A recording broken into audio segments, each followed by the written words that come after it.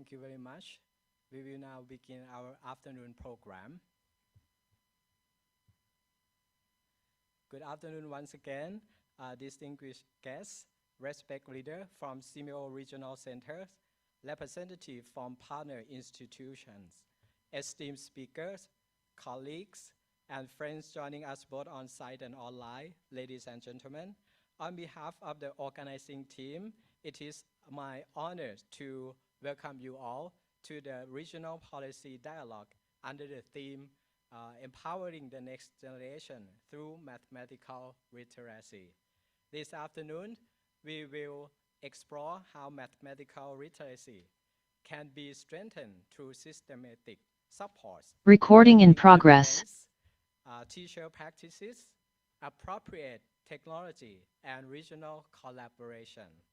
To formally open our policy dialogue, it is my great honor to invite Associate Professor Dr. Julie Vijitwatakarn, Chairperson of NIDA Council, to deliver the opening remarks. Associate Professor Dr. Julie, may I respectfully invite you to the stage at the podium. Please welcome Dr. Julie Kapom.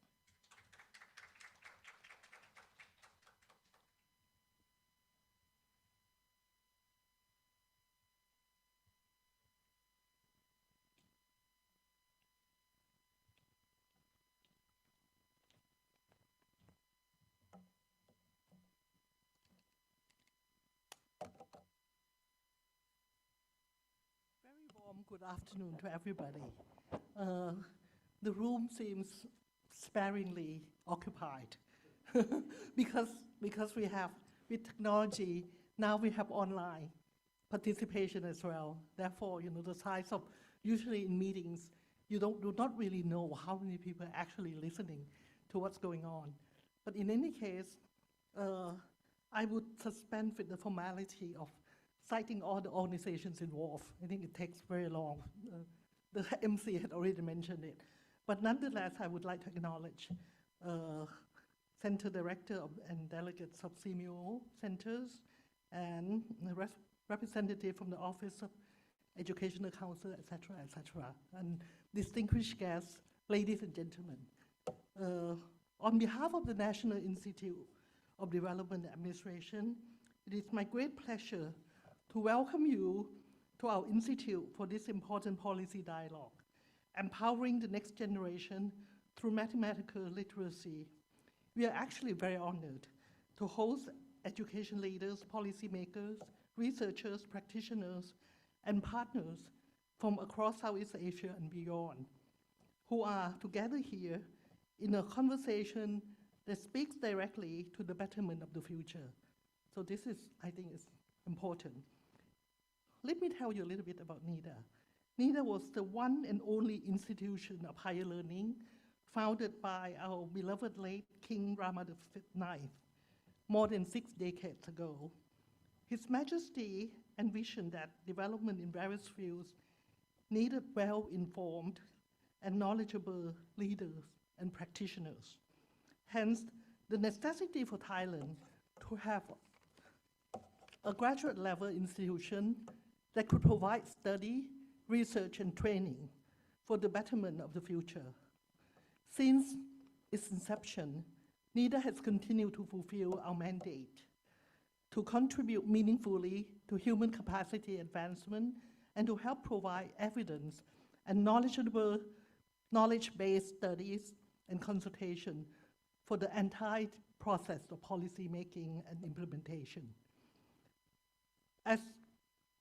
As Southeast Asia advances in its economy, we find that today's dialogue is timely because it brings together multiple perspectives, such as system support for teachers and schools, the responsible use of learning evidence and digital tools, teacher-led personalized learning, and inclusive approaches that can reach learners across different contexts. These themes remind us that sustainable progress in education rarely comes from a single intervention. It grows through coherent systems, professional trust, meaningful evidence, and the willingness to adapt promising ideas to local realities. For policymakers, the challenge is not simply to identify what appears innovative. It is to ask what may work, for whom, under what conditions, and with what evidence. It is also to ensure that progress is equitable, so that new approaches strengthen opportunity for all learners, including those who may have been otherwise left behind. NIDA is delighted to be part of this regional exchange. We hope today's dialogue will inspire participants not to seek a single model for all countries, but rather to share evidence openly, reflect honestly on local contexts, and identify the questions that we must continue exploring together. Perhaps the most valuable outcome will be a deeper shared understanding of how education systems can advance both excellence and equity. Since I'm probably the oldest person in this room, I would like to take the liberty to request for your patience to indulge me in sharing some other views with you. My views are based on some lived experiences in social and educational reforms. My first point is, as we face the inevitable and speedy changes in the technological landscape, it is crucial to advocate for critical thinking. By this I mean to equip students with an inquisitive mind, thirst for knowledge and learning, so that they could approach mathematics as a pathway to expand critical mind and critical mindset. For instance, we now face the danger of humans surrendering our beautiful and creative minds to AI. Should we all not wish for human intelligence to utilize and direct AI appropriately and not the other way around? In fact, overdependence and reliance on AI is alarmingly increasing, which will inevitably lead to intellectual laziness and inertia. My second point is, in fact, a plea for all of us here to consider if and how we would like our younger generation to be shaped and formed. It is essential to equip them with skills and tools, especially foundational mathematics. But might we not also work on moral character building and values education? Moral and values are absolutely essential in today's world, where the moral orders seems to be breaking down. How could the world tolerate violence, let alone accepting or even endorsing that might is right, or that lying is acceptable, not wrong, or that corruption is tolerable? No, so with all this in mind, I think that it's imperative that as educationists, we need to always propagate, endorse, and promote moral character building and values education alongside anything else that we do. My third point is, it will be most useful to put special effort in recruiting girls to this endeavor, particularly in mathematics and STEM education in general. As many studies have shown, girls lag behind STEM, which is in part due to socio-cultural beliefs and values regarding appropriate gendered fields of study and later career choices. This is true in some countries more than others, but nevertheless, it's a prevalent situation. This value and belief that girls should only adhere to certain fields, etc., in fact impede the active precipitation of girls from an early age. Mathematics and later STEM education as a whole need to be promoted, especially for girls, to help bridge the gender inequality gap and to increase a larger pool of population that is well-versed in STEM education. I would like to thank you for being here at NIDA today.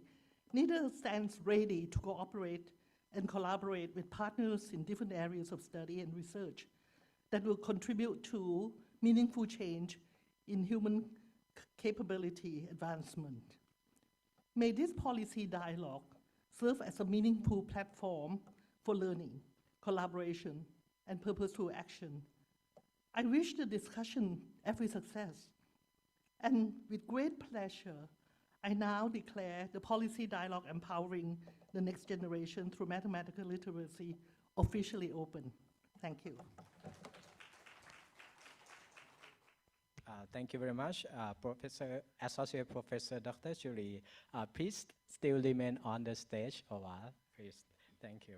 Yes, for your thoughtful opening remarks and for setting a meaningful direction for this afternoon dialogue. So we will now proceed to providing a token of appreciation to express our speaker for the afternoon session who have contributed for today's policy dialogue. So may I respectfully invite Associate Professor Dr. Julie Vichit-Vatakan again to provide a token of appreciation to our speaker. So I will call speaker name, so please be on the stage. So our first speaker, Mr. Lim Soon Jin, Marshall Cavendish Education, Head of Education from Marshall Cavendish Education. Oh, please group photo first. So yeah, you will be, yeah, so yeah. And our second speaker, Miss Liang Pui Kwan, Marshall Cavendish Education. She is the Deputy General Manager and Publisher from Marshall Cavendish Education. And our third speaker, Mr. Shukla Ashutosh, CEO of Expigo. Our fourth speaker, Ms. Suparat Tirashot, faculty member from Nalesuan University. Our fifth, Ms. Satya Lankapin, Educational Development Center. She is a Chief of Party, High Touch, High Tech for All from Educational Development Center. Six, Dr. Sivulandali Dano Broto, Center Director of SEAMEO KITEP in Mathematics. 7, Ms. Chahaya Kusumalati, Center Director of SEAMEO SEAMEOLEC. And 8, Dr. Orawan Sibunryang, Program and Knowledge Management Manager at SEAMEO STEM Ed. And together with Professor Dr. Montri Yam Kasikon from NIDA and Dr. Kesala Amon Mutiwon. So this session will be a group photo first, and then we will provide a token of appreciation. So we have 3 shots to invite our speaker to pose. So the first one is standing pose, just formal standing. Okay. So please step, go to the right a bit. Yes. Thank you. Okay. So if you are ready, the first shot for standing pose.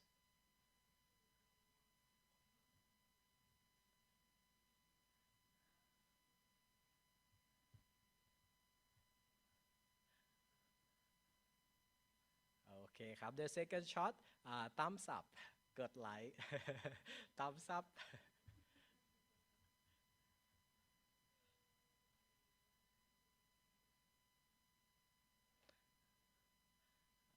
Okay ครับ last shot yeah yeah okay okay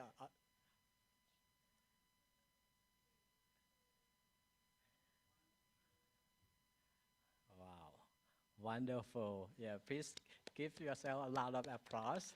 Okay, now we will step aside to the stage and make space in the middle. So Dr. Julie will provide a token of appreciation. So our first speaker, Mr. Lim Sun Jin, please come into the middle. Yes.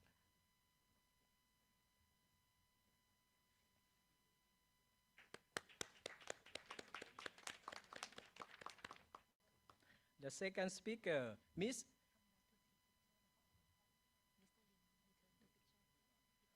Oh, oh, okay. Okay, one more time.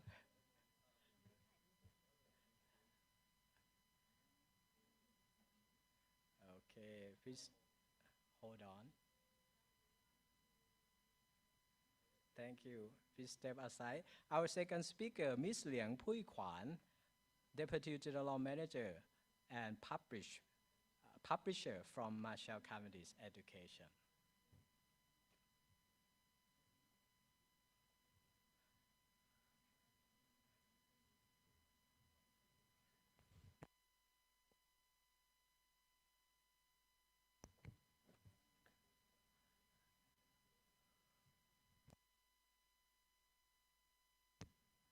Thank you very much. May I invite our third speaker, Mr. Shukla Ashutosh, CEO of Expico.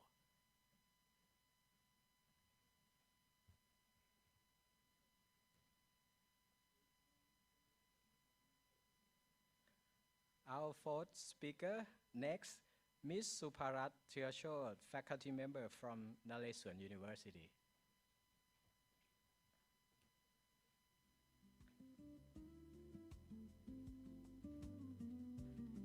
Our fifth speaker, thank you, Dr. Satya Lankapin, Chief of Party, High Touch, High Tech for All from EDC.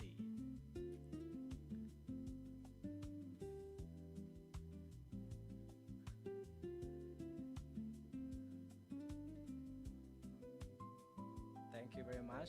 Our sixth speaker, Dr. C. Wulandali Danobroto, Center Director of SEAMEO KITEP in Mathematics.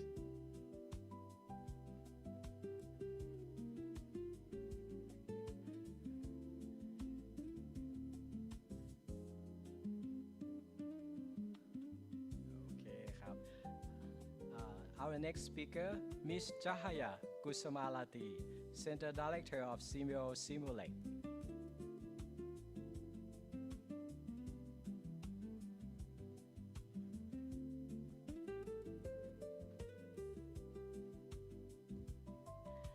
Next, Dr. Orawan Sibunryang, Program and Knowledge Management Manager at SEAMEO STEMED.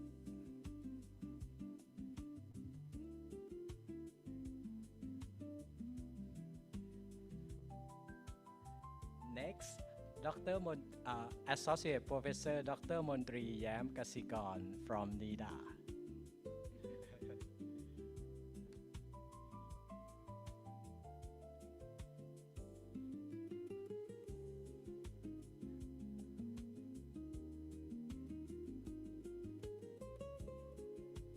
Last but not least, Associate Professor Dr. Julie Vichitwatakan. May I kindly invite Dr. Kesala to provide token of appreciation.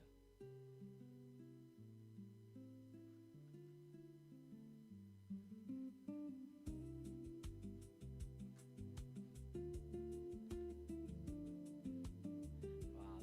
Thank you very much.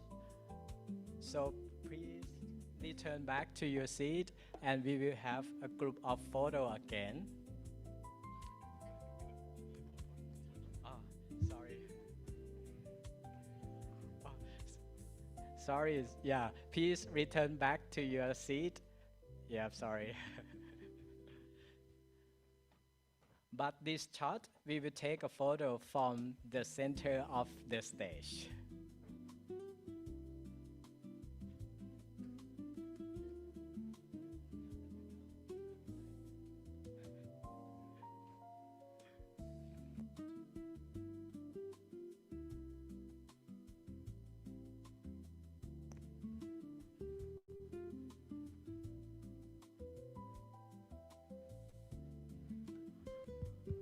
Okay, so everyone, please sit in the middle of in the middle part so that you know it will make a perfect photo. Okay.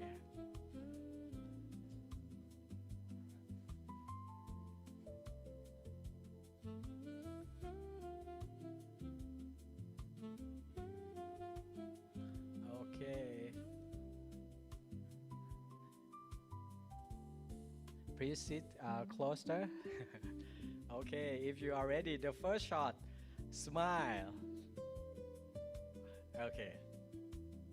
Okay, smile first.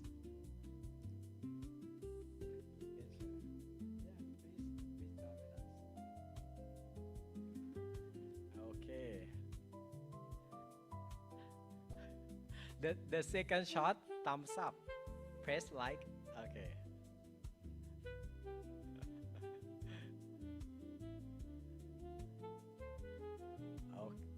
Okay, wait a minute.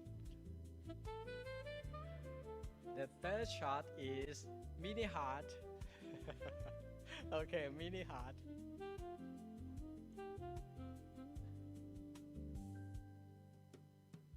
Okay, so okay. Oh, wait a minute. We have, yeah. Please come to join with us for the group photo. Yes, okay.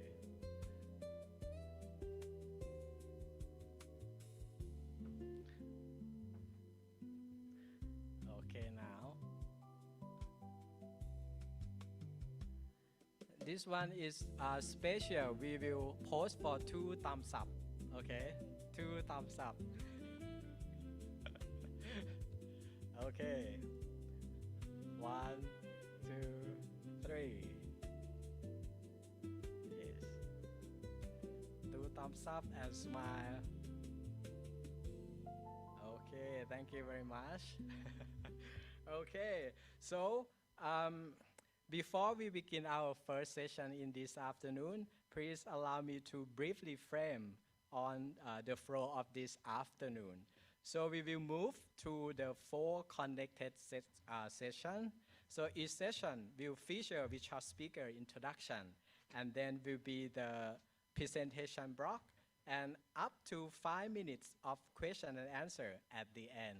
So that means in this afternoon we will have 4 sessions, and the last session will be a special session that what we should do, we have to do something together for the leadership takeaway. That will be our last session. So let's begin with the first session, session 1. We will now begin with our first session under the topic of global success and systematic support system. So this session invites us to consider what it takes to scale educational success through system-wide support, curriculum reform, and sustained teacher development. So our speaker are our first speaker, Mr. Lim Sun Jin. He is the head of education at Marshall Cavendish Education from Singapore. So he will bring us the extensive experience in system-level educational support, curriculum development, and scaling quality learning across diverse contexts. So, yeah, please. Oh, sorry.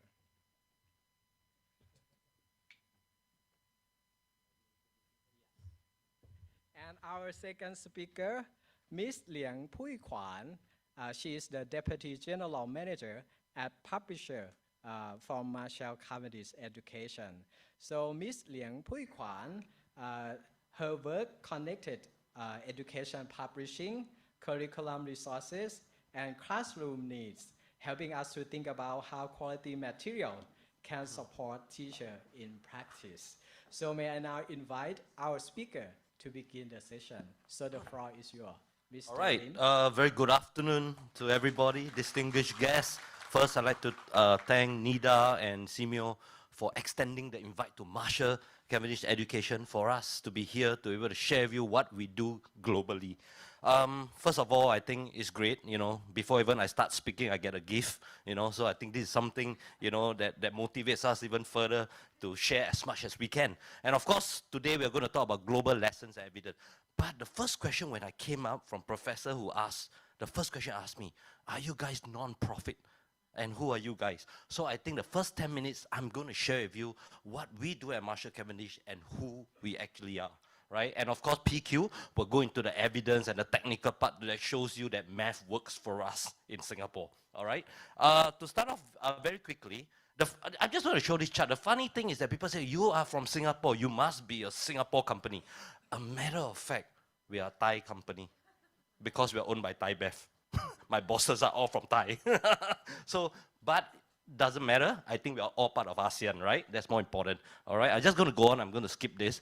First of all, our tagline is very important, the joy of learning. Because when you're happy doing something, you'll do it better, right? And of course, to help you, we're going to simplify learning.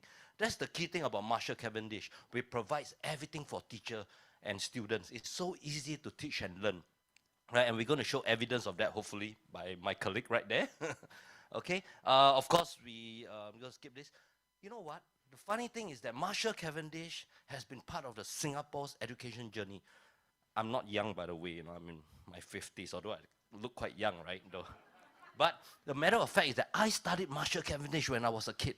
And today, my children are still studying Marshall Cavendish. So we are shaping education in Singapore. We've been part of this journey.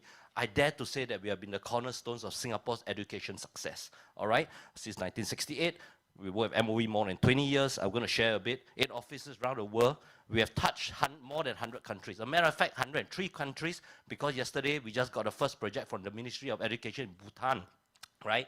And that's one place that I really love to visit, right? So basically, we are going to share. I can't share every single implementation of Word. There's too many of it.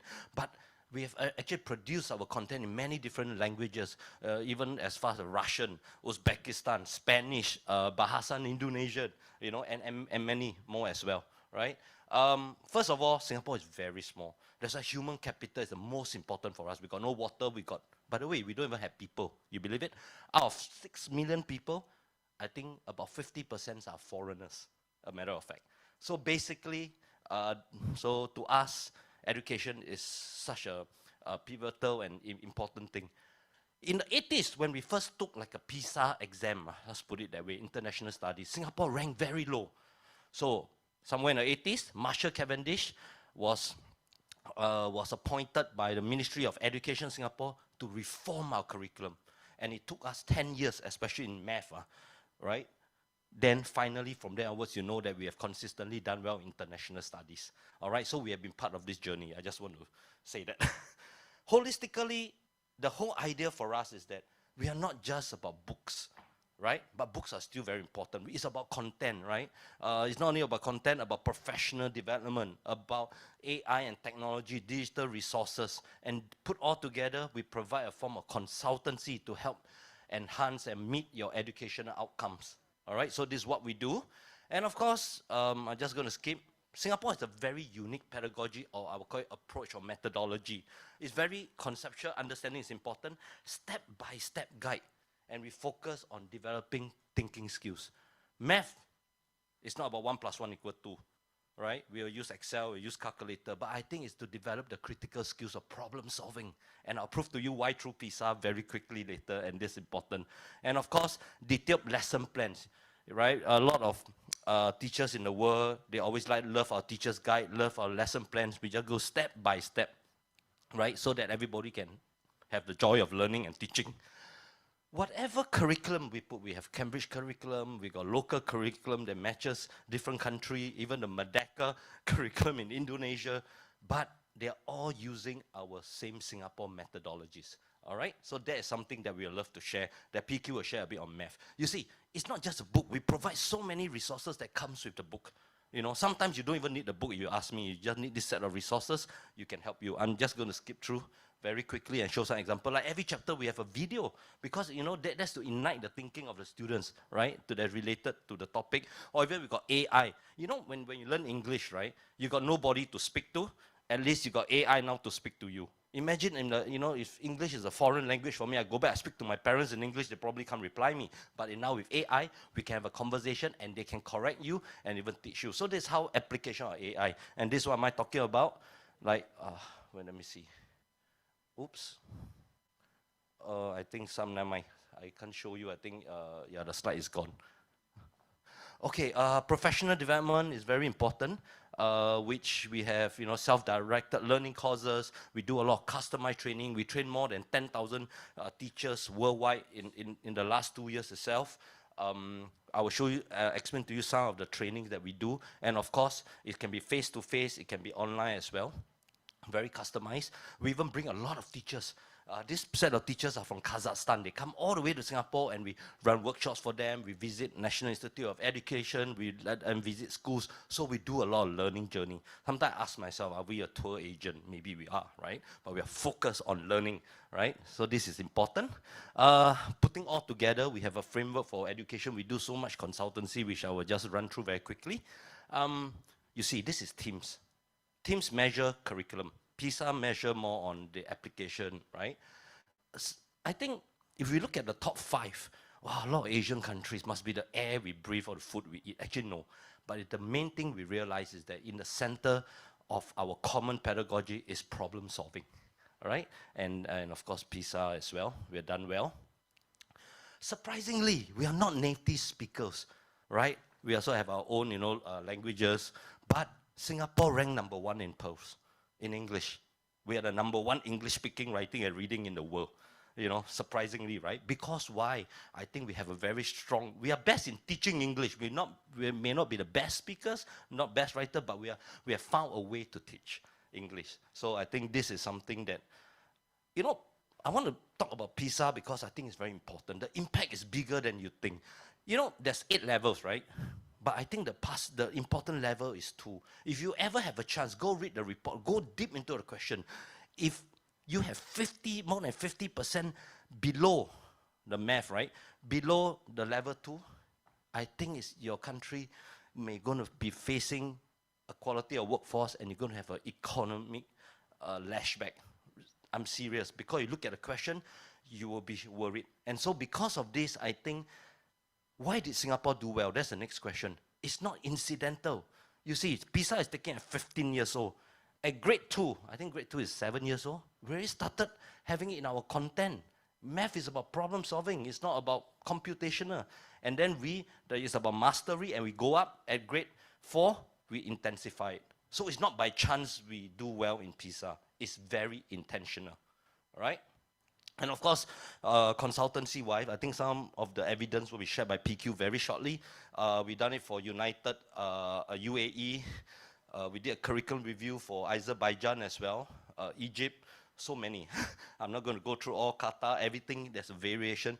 Uzbekistan, how we actually built in the competencies needed for PISA.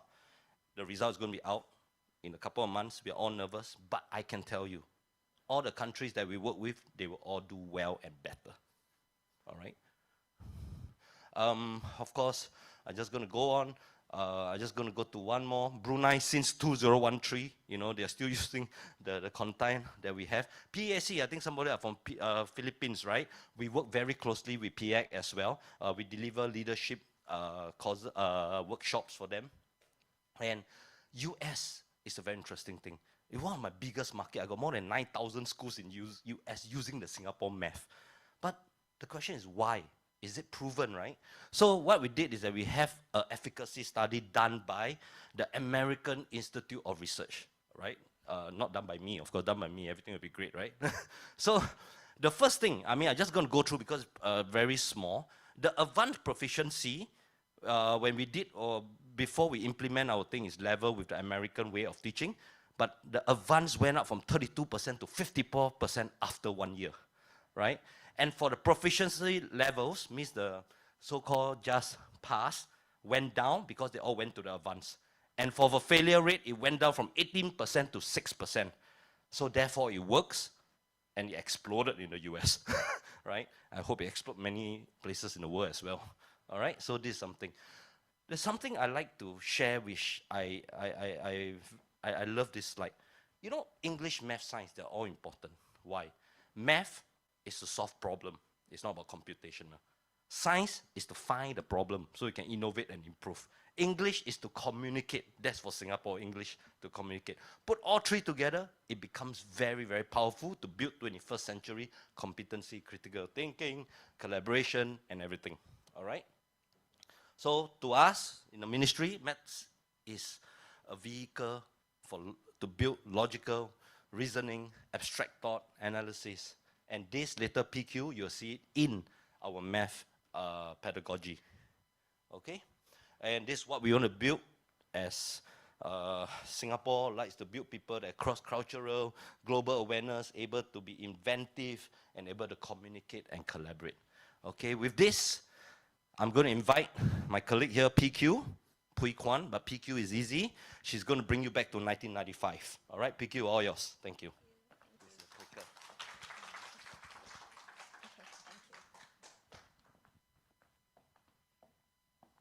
Thank you, Soon-Jin. Good afternoon, everyone. So, as Soon-Jin has mentioned, I would like to bring you back to 1995, because 1995 was the first year the TIMSS was conducted. It was an international assessment, and our Singapore students was also taking part in it, and we did very well. In fact, we ranked first among all the countries that took the international assessment. But all the people, a lot of the educators in Singapore were very surprised, because in the years before 1995, in fact, in the 1980s, about 50% of our primary level students could not gain admission to secondary school. And a lot of it was because their results in mathematics was actually very low. They did not manage to pass math to go on to secondary school. So what the Singapore Ministry of Education did was to do very extensive research into the best way to teach mathematics, how students should be learning mathematics. And the research led to the development of the Singapore Mathematics Curriculum Framework. And this framework is still being used today. This framework provided clarity to policymakers, to teachers about what to teach. So mathematics is not just teaching content. Mathematics content must be taught together with processes and thinking skills. And along with this framework, we actually also have these distinctive features built into the way we teach mathematics. And this is how, when you talk about the Singapore way of teaching, you will find elements of these. Then in 2009, Singapore took part in another international assessment. We took part in PISA. And again, our students actually did pretty well. They were among the top scorers. But we noticed that there are still low-performing students, even though we ranked pretty high in the international assessment. There were still low-performing students. So a lot of effort was then put into making sure that our low-performing students are attended to. So teachers were actually given the autonomy to close gaps. Once they notice that students are not able to follow a topic, teachers will make use of formative assessment, differentiated learning, to actually help the low-performing students be able to learn the topic well. And the result is that these low-performing students actually improved. So, mathematical literacy is not all about scores and ranking. Actually, mathematics is a very good vehicle for developing a student's intellectual competence. It is also a very important foundation for today's innovation, and tomorrow's solution. And for a country with a large number of students not doing very well in mathematics, there are very significant implications, because it means that the pipeline of students being able to go on to higher education would be very limited.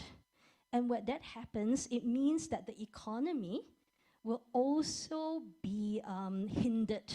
You can't have a lot of jobs in high value industry, for example, in STEM.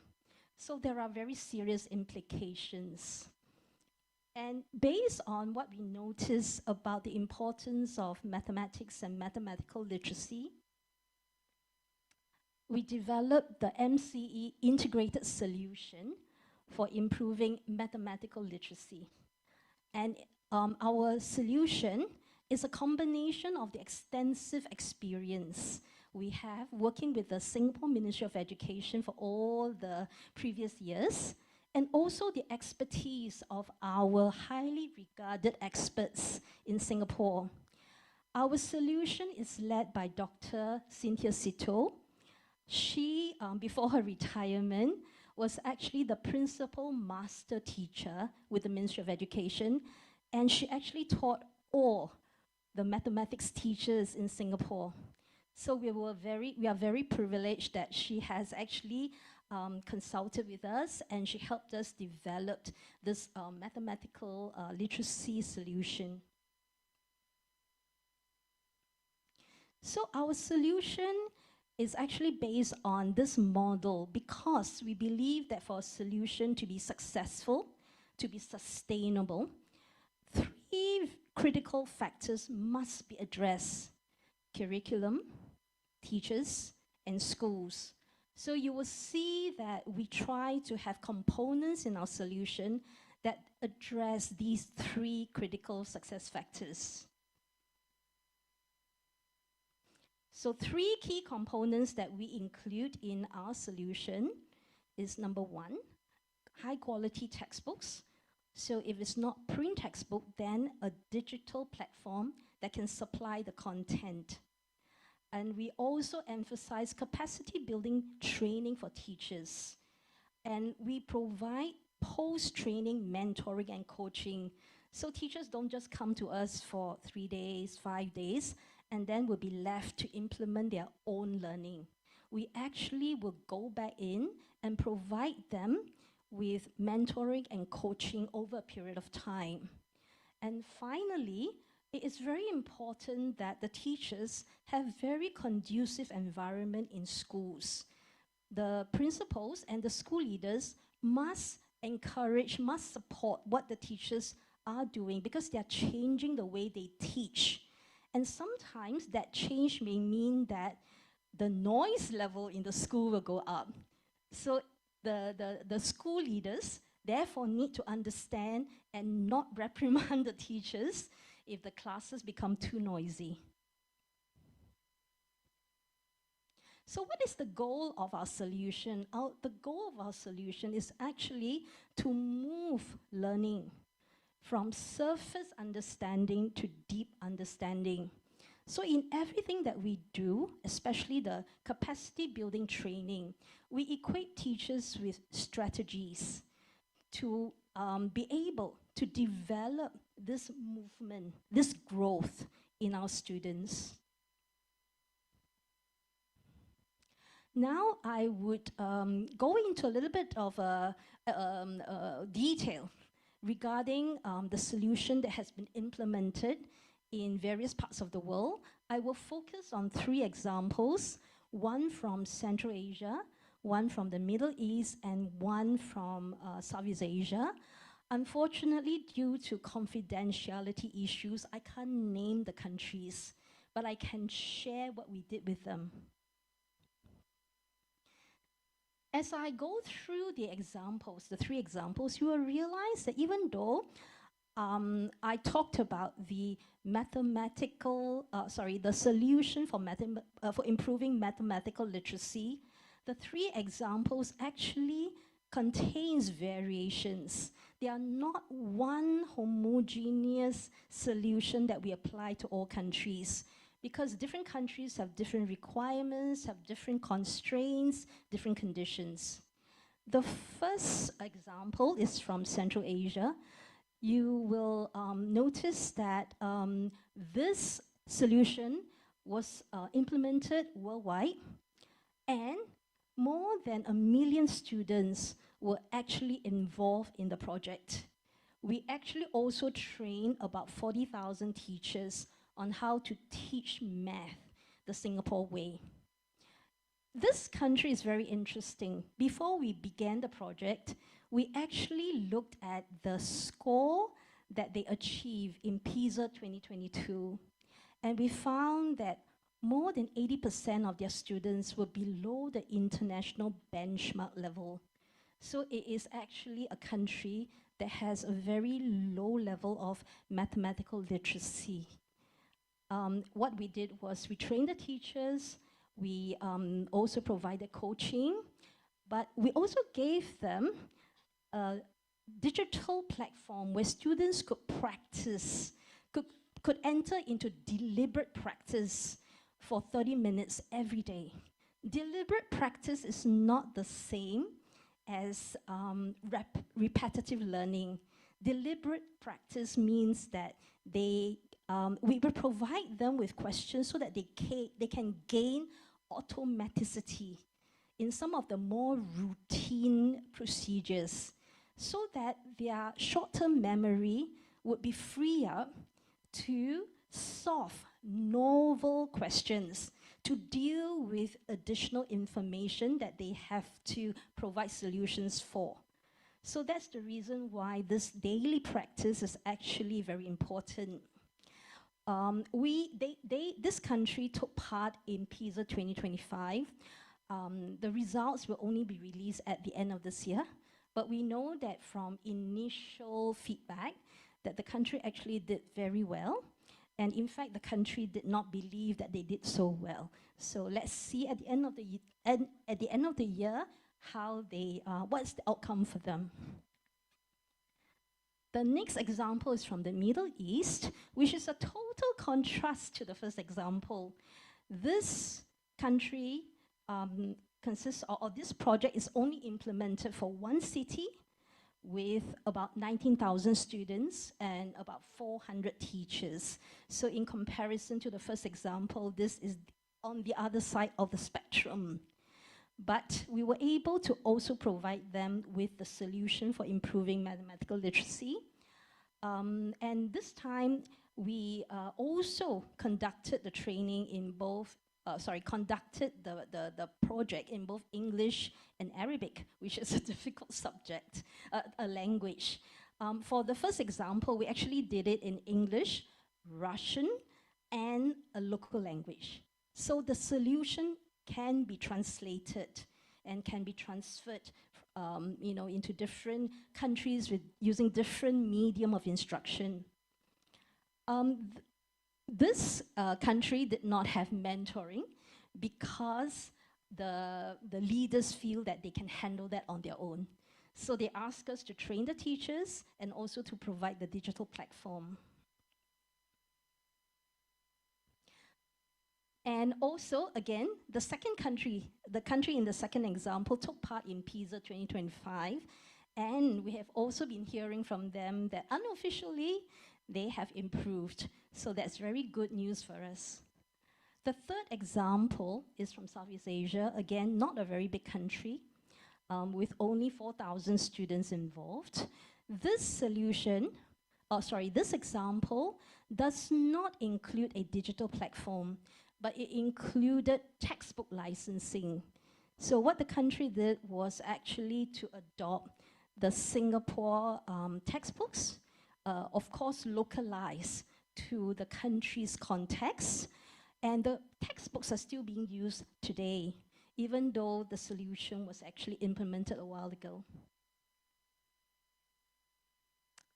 And how do we know that our solution is effective? So we usually would conduct surveys. So from qualitative surveys especially from leaders like the Deputy Minister of Education, from the Chief Learning Officer, and from coordinators at the ministry. We receive feedback on whether our solution has made an impact or not. So qualitative survey is one way for us to know whether our solution is impactful or not. The other way is we conduct effectiveness studies and efficacy studies, because this is one way to obtain data to show objectively the effectiveness of our solution. In this example here, you will notice that the effect size shows that a student at the 50th percentile could actually move to the 69th percentile after using our solution. There are many other factors, of course, that will affect the effect size, but it is an improvement and a positive move up. So this shows that the solution has a positive impact on students. We did another type of studies called efficacy studies, where we conduct a pre-test and a post-test. And for students who are at the 50th percentile, they are able to move to the 76th percentile in this case. But what is more interesting is that we also measure how much improvement they could make to applying their higher order thinking skills. And the blue box shows that they could move from the 50th percentile to the 82nd percentile. So that is actually a very big improvement in terms of higher order thinking skills. So I just want to now summarize how Marshall Cavendish thinks that countries can benefit or can improve in their mathematics performance by using our solution. Number one, our solution is based very much on our experience and expertise with Singapore students and our students' performance at the international assessment testify to the effectiveness of the approach and the solution. Our resources, whether print or digital platform or digital resources, are embedded with the Singapore pedagogies. So teachers could actually use the materials and they will be teaching using the Singapore approaches. And these books and these materials are all classroom ready. The third reason why we think that countries can improve is that countries can actually teach different mathematics curricula. We are not insisting that everybody adopt the Singapore curricula. You can teach different curriculums, but you can still also apply the approaches and the pedagogies that Singapore teachers are using. So we think that actually the solution is scalable, it is transferable, and it can also be applied or implemented with the conditions and the local context in mind.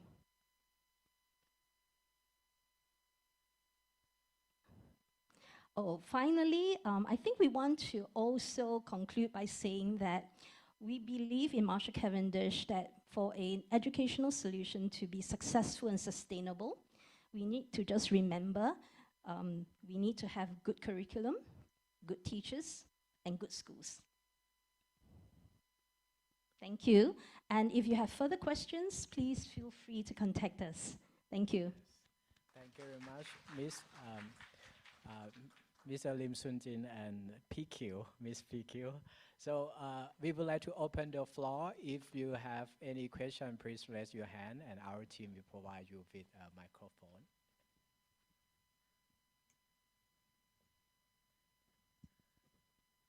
Okay.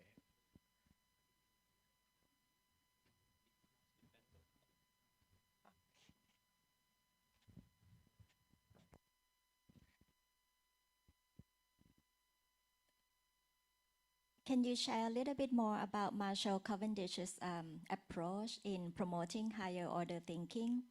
because I think you shared before about like deliberate exercise, right? That's kind of building more autonomous math problem solving, but more collaborative, higher order thinking, creativity, you know, the wonderful graph that you showed earlier. What are examples of the approaches that are already embedded in the platform and the textbooks? Thank you. Sorry, it is more in terms of pedagogy, and of course during our training we would teach the teachers. One technique for example is to equip teachers with math talk. So if the students are discussing a problem, what kind of questions, what kind of response can a teacher give to encourage the students to think deeper and broader? So one way of doing that is really having that kind of interaction. That's one example, but there are others that, other techniques that we will teach the teachers. So that's the answer to your question. Yeah, so sorry, may I go back to what you mentioned about deliberate practice? Deliberate practice promotes automaticity, meaning the students don't have to think about how to solve every single thing in a problem. So if the question requires the students, for example, to know the formula, to apply a formula, a well-known formula, the student doesn't have to think like, what is it? What must I multiply in order to be able to find the area? Immediately, the student should know. So it is to encourage automaticity.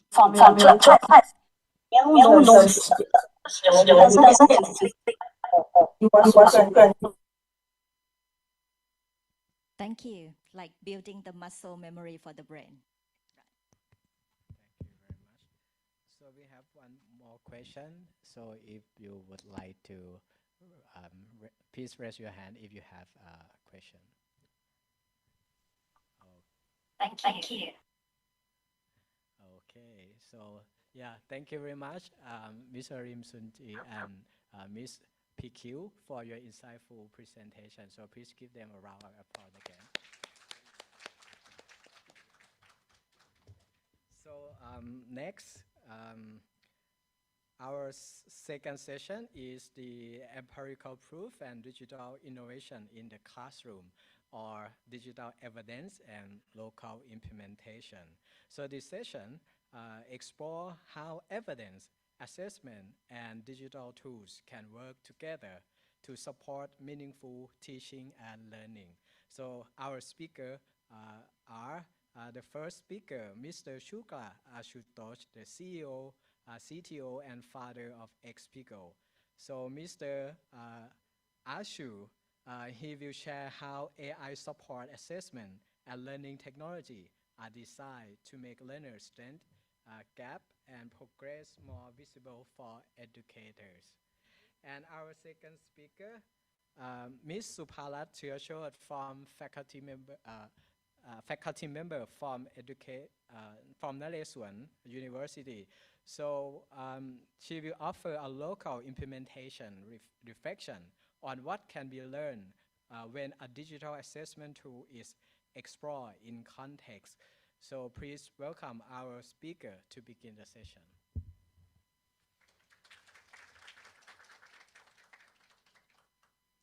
Good afternoon, everyone.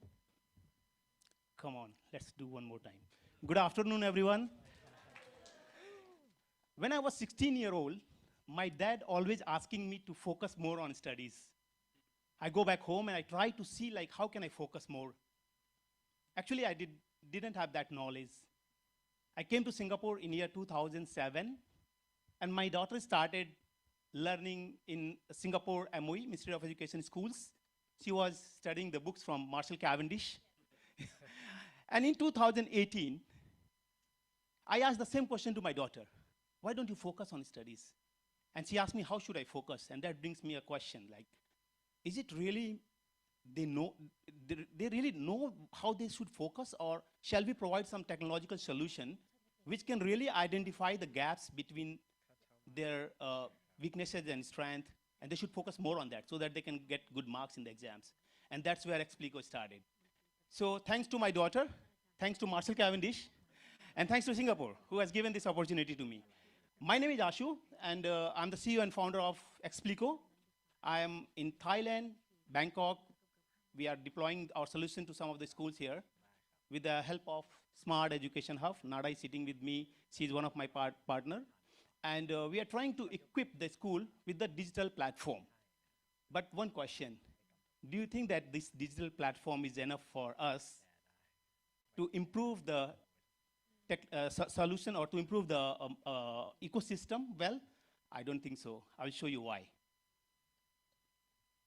So what we are doing, we are providing a kind of technological solution which can multiply the teaching impacts. We are a tech company. We build for the schools, provide all the solutions, AI solutions, so that teacher can improve their efficiency.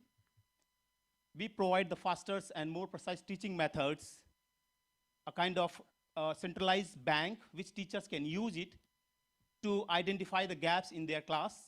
Principal can use to identify the gaps in the classes.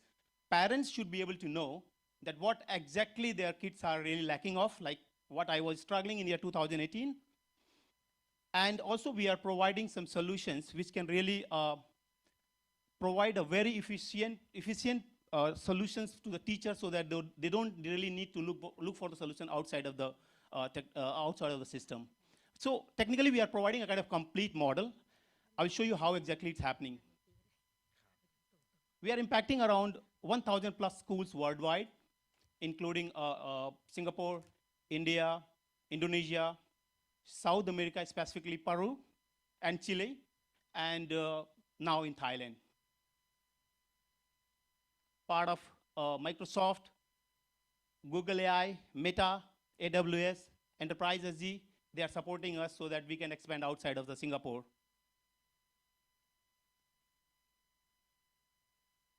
So in every classroom, you can see a different students, those who have a different capabilities. They can be like, if we talk about Singapore, we have around 40 students in every class, and every student has the different pace. They learn differently, they understand differently. As a teacher, if I'm teaching 5 classes, technically I'm taking care of around 200 students. Do you think it's easy for me to find out what exactly the capabilities or weaknesses of my students? Not really. Manually, I'm not able to diagnose their problems. Even in schools, the results are coming in the marks format. Like you got 60% marks, you got 70%, but where exactly you are lacking of is very hard to identify. So what school need? A kind of clear visibility for every learner without adding to the teacher's workload. That's very important. Because what we believe that most of the time, previously when we go and deploy any solution to the schools, the teacher feel like we are giving a lot of work to them, actually. So more than platform, they feel it's like they need to input a lot of data inside this so that they can find out more information. They need to find out more information from internet to input inside the system. So what we have done that we have created an entire ecosystem where teachers need not to do much. I don't say anything, but need not to do much, because we provide a kind of centralized ecosystem to them. So our platform is capable enough to provide the solution from the subject level scores to the concept level inside. That's very important. Like if I ask you that, where exactly your kids are weak? If you see the grade sheets, you usually find it out like the kids are getting 40% marks in maths, 60% or 80%. But the question is that why they're not getting more than that? And where exactly they're lacking of? Whether it is a concept, it is a topic, or maybe it could be because of the critical thinking, they are not able to solve the questions. They don't understand the language also. Like maths question is not only a math, but it's a language, whether if you understand correctly or not. So there's a lot of things which you don't understand, students don't understand, and that's where we feel like with this platform, we try to solve this problem by providing a kind of heat map, where students go and attend some sort of assessments. We have a reinforcement learning, where students keep attending the assessment one after another, and finally we generate a kind of heat map where the details comes out by topics, subtopic, concept. Even we can identify the difficulty index. Based on the discrimination index also, the data comes out to us. We have a kind of self-paced learning where students can start attending the assessment of set A and B, which is common for everyone. And then after that, all the assessments are generated based on the students' capabilities. Like if the students are weak, probably the question will come from the lower level questions. We call it as a low, medium, or high. If they are strong, then we will provide them the high level questions. So it based on their learning pathway, the questions delivered to the students accordingly. What we do that, we provide assessment. Based on the assessment, the analysis comes out, and then the recommendation, and finally, we monitor the progress, and accordingly, we provide another solutions. So solution could be in the form of books, in the form of video tutorials, or maybe another assessments. So this is how our system works. If you see, we have a screenshot of our ebooks where the questions are crafted based on the level, topic, subtopic, learning outcomes, and all the different ways. So students will have the access of the entire ebooks based on the subject they have chosen. So let's assume if we are going for maths, we have all the different concepts, and the concepts, sub-concepts are defined in the books. Students can see it. And if they cannot answer any of the questions, that can be answered by our video solutions. So we have more than few thousands videos solved based on the book's content. So the books are aligned with the Singapore curriculum, but we have mapped with the Thai curriculum as well. For last 1 year, we are mapping with the Thai curriculum, and we deploy to some of the schools where they are using it. The chapter-wise assessments are available, which starts from the topic, concepts, skills, bite-sized video, which supports when students really face difficulties. That's very important, because sometimes if students are facing some problem and they cannot solve it, usually they don't solve. We provide a solution of each and every question which is available in the ebook, and solutions are solved by the real teachers in a video format. So students can see, they understand, and finally, they try to solve the same kind of questions using the different assessment.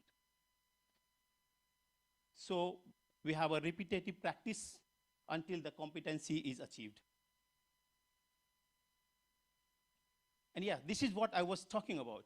So what I believe that technology is one of the components which really help students to identify the gaps, but it's not enough for us to force in the classroom, to deploy in the classroom so that the entire class can improve. Actually, it goes with the professional development, which just now Sunjin was talking about. The professional learning community also is a part of the entire ecosystem. So that makes a kind of better teaching solution, which brings a better students' outcomes. And our platform has all the facilities available to make these things happen. It means the teacher will be getting the materials from us which can help them to develop their skills as well. And also, if there is something which required for the follow-up or reflection or any kind of continuous improvements can be done from our system itself. We are localizing this entire solution for the Thailand. At the moment, we are working with some of the schools and trying to find it out if there is any way we can make it more prominent. We deployed the solution to, I think, 3 to 4 schools in Thailand, and we have also done the localization for some of the countries like Latin America, in Peru and Chile, we have done in Spanish. In Indonesia, we have done Bhasha Indonesia. India, we have done Hindi. And Vietnam, we are still working on that. So we have done all those localization, and I believe in Thailand, we might need a sort of localization in Thai language so that the students here can understand the question effectively. So what we know that we have already adopted in 1,000 schools worldwide. It really helped teachers because we provide a centralized data bank where teacher need not to create any kind of questions. It's already pre-populated inside the system. They just use the available content. It could be in the form of either assessment, or it could be a form of maybe the question only. And the questions are tagged very rightly with a kind of a topic, concept, or sub-concepts itself. It really identifies the gaps, and it provides the stronger PD and PLC for in the place. What we are still evaluating in Thailand for long-term outcomes, because we have just started. Thank you. We have just started in Thailand, so we might need some more time. And for that, we are going to do a kind of a pilot run with some of the schools, I think 30+ schools in Thailand, where we will try to identify the gaps and implement, customize the platform accordingly. Yeah, so in nutshell, we have a scalable model for school improvements. We provide the solution where the schools can improve effectively without adding a lot of resources. Teachers can save their time so that they can use it for the different purpose. Um, the school principal, the ministries, or maybe the teachers, the parents can get a sort of analytics which they are really looking for. And we, Explico help strengthen the teaching and learning at national scale. So we are already building that kind of ecosystem in Thailand. With this, thank you very much. If you have any question, please let me know. Thanks.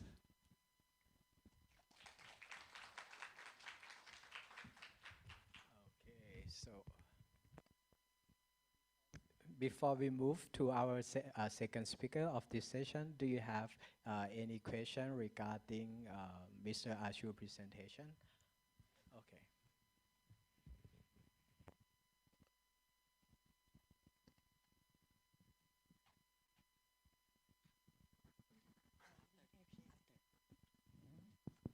Okay, good afternoon, Mr. Ashu, and thank you for your presentation. I have one question regarding the localization and curriculum.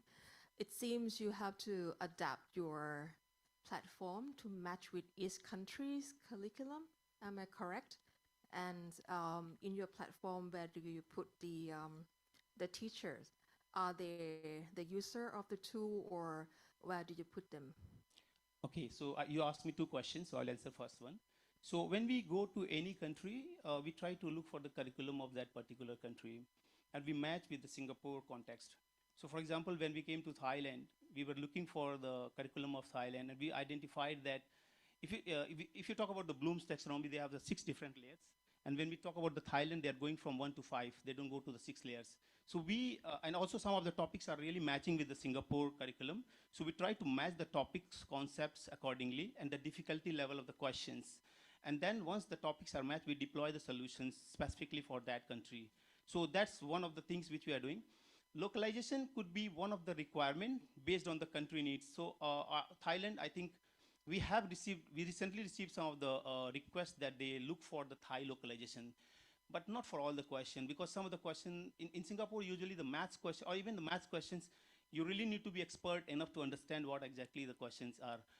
For that, you need to understand the English language effectively. That's where we feel like some of the students in Thailand, they are not able to understand the question because their English level might not be might not be that good. So we might need to do some sort of localization. So we have a curriculum team, those who design the platform based on the country, each country. That's why if you see, we are just in 4 to 5 countries majorly, and wherever we go, we adopt accordingly. And what was your next question? Sorry, I missed out. Where do you put the teachers? Like, it's between using the AI technology? Are they only the user, or where do you put them? Okay. So we try to solve this problem by having the technological solution. So our solution consists of 4 major components. Number one, when we deploy the solution in the schools, the teacher will have access of the entire books which we are teaching in Singapore. It could be at the form of assessment book, or it may be a kind of textbooks. That's number one. Number two, all the questions of that book is solved by the videos. So local Singapore teacher has solved that questions from that particular book. So if teacher stuck somewhere, if they are going to teach a chapter called maybe the speed, where we have a topic called same time, same place, and if they stuck, they don't know how to solve it, they can go to the video tutorials, they can learn it. And we also provide the teachers training, which we have done it in Thailand, at least 4 to 5 schools. So we do this process, and on top of that, the last segment is where we are giving a kind of content to the teachers so that it's already predefined for them that what they need to teach. It's a kind of teacher's guide, but not in the form of teacher guide. So for example, if the teachers are teaching a certain level called primary 6, we are giving around 20 to 30 different curriculum exercises, which is already predefined based on the, it could be like low, medium, or high, which teacher can push it to the students. So technically, teacher need not to create any assessment. However, if they want to create, we have a centralized data bank which has around 400,000 questions based on the topic, subtopic, concept, and difficulty levels. Type of question could be MCQ, short answers, and open-ended. So teacher can pick the questions and use it. So see, teacher need not to do actually much things here, but they can leverage what we are providing to them. And in fact, teacher can print it out as a form of question paper and give it into the school. Like we recently got a requirement from Peru where schools are very, not very happy to use a lot of technological solutions. So we provided the solution to them and they're happy. Around 180 schools are using it effectively. So we try to provide all those requirements or solutions which teachers really need. And then on top of that, the physical training is one of the most important things, where my guys can go into the school and train the teachers. Yeah. I hope I answered your question. All right, thank you. Yeah. Yes, I can. Yeah, I'm Maha Rabago, Center Director of SEAMEO Innotech based in the Philippines. Yeah, so my question is, this one, that platform is for basic ed and it goes through across levels. Is that right? So we are until K-12. K to 12, Yeah. okay. Then my second question is, in the Philippines right now, the Ministry of Education, that is the Department of Education, the stance is technology agnostic. So meaning to say, the Department of Education welcomes all technology, various platform, various providers, but these providers are giving the Department of Education free access because the technologies are very new. And even the discussion on AI, we are saying that we let the teachers play or experiment with the technology. But of course, there will come a time that the ministry will have to choose which among the platform will give the best benefit. And one consideration would be cost effectiveness. I think this is true for the several countries in Southeast Asia because we are very diverse, right? So what would be, you know, the come on of particularly your platform, also with the Marshall Cavendish, you know, for the Ministry of Education to choose your platform, because again, cost effectiveness would be the #1 consideration in choosing the platform. Because I think as early as now, the Department of Education wouldn't want to lock themselves in a particular technology because this technology, the cost is decreasing. I think that is the concern. And another question is, would you have like any offline version? Because again, most countries in Southeast Asia, very heterogeneous, only in the cities would have internet connection. So other areas would not have internet connection and hence may not be able to access such platform. Thank you. Wow. Good question, actually. Okay, I would like to answer question #1, the cost. Actually, it's true that in Southeast Asia, we are having this kind of challenge, specifically because the competition is quite high. And if you talk about Philippines, they also have a lot of edtech platforms, right?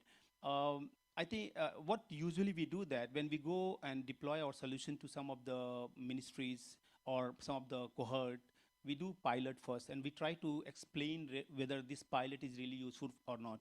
See, I always believe that there's nothing called free of cost, specifically in the in the entrepreneurship world. Like we have to survive, sustain, right? So, but I think that the comparison is between whether the product is really effective, so that I can pay this much money, or I shouldn't pay money because I'm not very sure whether product is going to be useful or not, right? Even the same case for the Ministry of Education in Philippines or even Singapore also. We have Singapore, people usually say that we are a rich country, but trust me, they don't give money free of cost for anything. So they compare these things very well. I give you an example. When we started in Peru, my partner started with 2 schools in year 2024. We have 180 schools and all are paid. So Peru is also not very rich country if you see carefully. I mean, they are a developing country, but they can pay. So what I feel like, it's again comparison between whether I should pay or not because this technology is going to help me or not. So when we go into any country, like in Philippines, we are going with 2 of the big publishers. We have already signed the agreement with them. So we don't go directly to MOE. Actually, we always look for the local partner, like how we have done in Thailand with Smart Education Hub. So we look for the local partner and they identify the gaps, we fill the gaps, and then we go accordingly. So that's #1. #2 question, you're asking for the offline. Actually, we have already done some sort of research and we deploy the solution where the details can be taken offline, but specifically we are an assessment-based learning platform. So we download the question paper. So we have around 400,000 questions in our data bank. Let's assume you are a teacher and you want to give a kind of one topic or one concept question to all of your students. The students can either attend it online or teachers can print it out. So when they print it out, it comes as a normal question paper, a very detailed question paper. Students can complete and upload it back, which can be marked automatically, and finally the analytics will generate. So either students upload it over there or they can come back to the school and upload it. So it's auto process. So it's purely physical. So if you don't have internet access, no problem. Teacher take the printout, give it to the students, go back home, complete it, bring it to the school. Teacher put it in the scanner, scan like few thousand papers at a time, and upload it, which our system can mark. Yeah. Okay, thank you very much.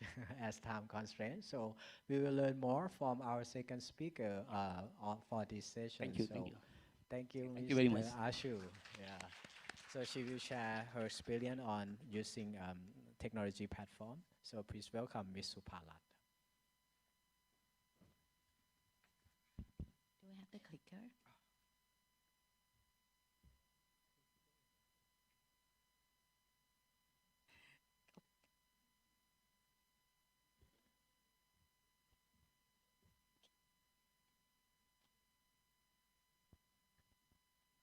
สวัสดีค่ะ Good afternoon, everyone. Okay. Thank you, SEAMEO, STEMED, and NIDA for inviting me to share the early experience on using the initiative assessment platform. I would have to emphasize on the early insight because we have used the platform just for a couple months.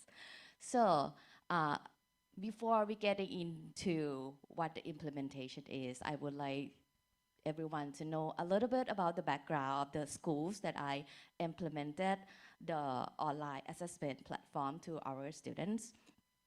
Our school is the demonstration school under Naresuan University. We call it, Naresuan University Demonstration School, in parentheses, primary level. We emphasize not only the academic achievement, but also the literacy, the critical thinking, creative thinking, and also we value a lot in personality and social capability. This is how we, want to treasure the vision of the school. This is the big picture of how we lay out the subjects and curriculum for P4 to P6 or grade 4 to grade 6. What we cherish the most is that we are the medium size of the school. We have only 2 classes for each level. For example, P1 to P6, we have only class 1 and class 2. Each contain 30 students. So basically, the size of the school is about 500 students. And since the school is very small and work under the university, so 60% of the students are, the children, the child of the faculty members or the staff in the university. So we have the system that help us improve the teaching quality by having the parents be the part of the learning. Parents can come to observe the class around 2 to 3 times per month. The subject they want to observe is depend on the word of the parents. And we open the class, we have just like PLC for the teacher. We have the parents feedback to the teacher and then take note on what to improve in the next cycle. So parents play a lot of role for this school. So we have the school update with the parents meeting, committee meeting. We have summer activity where parents initiate some of the activity to really reinforce their personal quality, academic quality, or social value quality. So for this platform, it happened because of we want to make our summertime be a value time for both parent and student. Instead of staying home and then play game, during the summertime, we thinking about the online platform that could help us understand the children when learning at home, where the parents can, observe their kids, using computer to learn by themselves. So this is the initiation of the program. We have the platform as an online assessment, and students have to complete independently at home through the Explico platform. However, we have the mid-event called the on-site workshop, where we gather the students to really reflect on how they reflect themselves, why they learn by themselves, complete the test by themselves on in front of the screen at home. So that we have the on-site activity to build responsibility, confidence, and share the lesson learned during their practice on the online. This is the picture of the event where we gather the kids during the summer. It's the mid-event where student has encountered the online test. And when they come back to the class, we have the card personality, feel, do, and act, feel, do, and think of how they feel towards the assignment where, teacher have to learn from student discussion. Student collect the cards and then share to their friend whether they have, encountered difficulty by reading the problem in English, or they feel like they don't have to do because it's not the straight time. The other type of doing thing when the deadline's approaching, things like that. So we learn from one another, and at the end of the day, students pick their character and then share to their friends whether or not the friends approve. This is my character. So the teacher come and jump into the conversation of the student and then take note on the student character. And this is how we sum up. So if you notice the percentage is not summing up to 100, of course, because one student can have, various character in one person.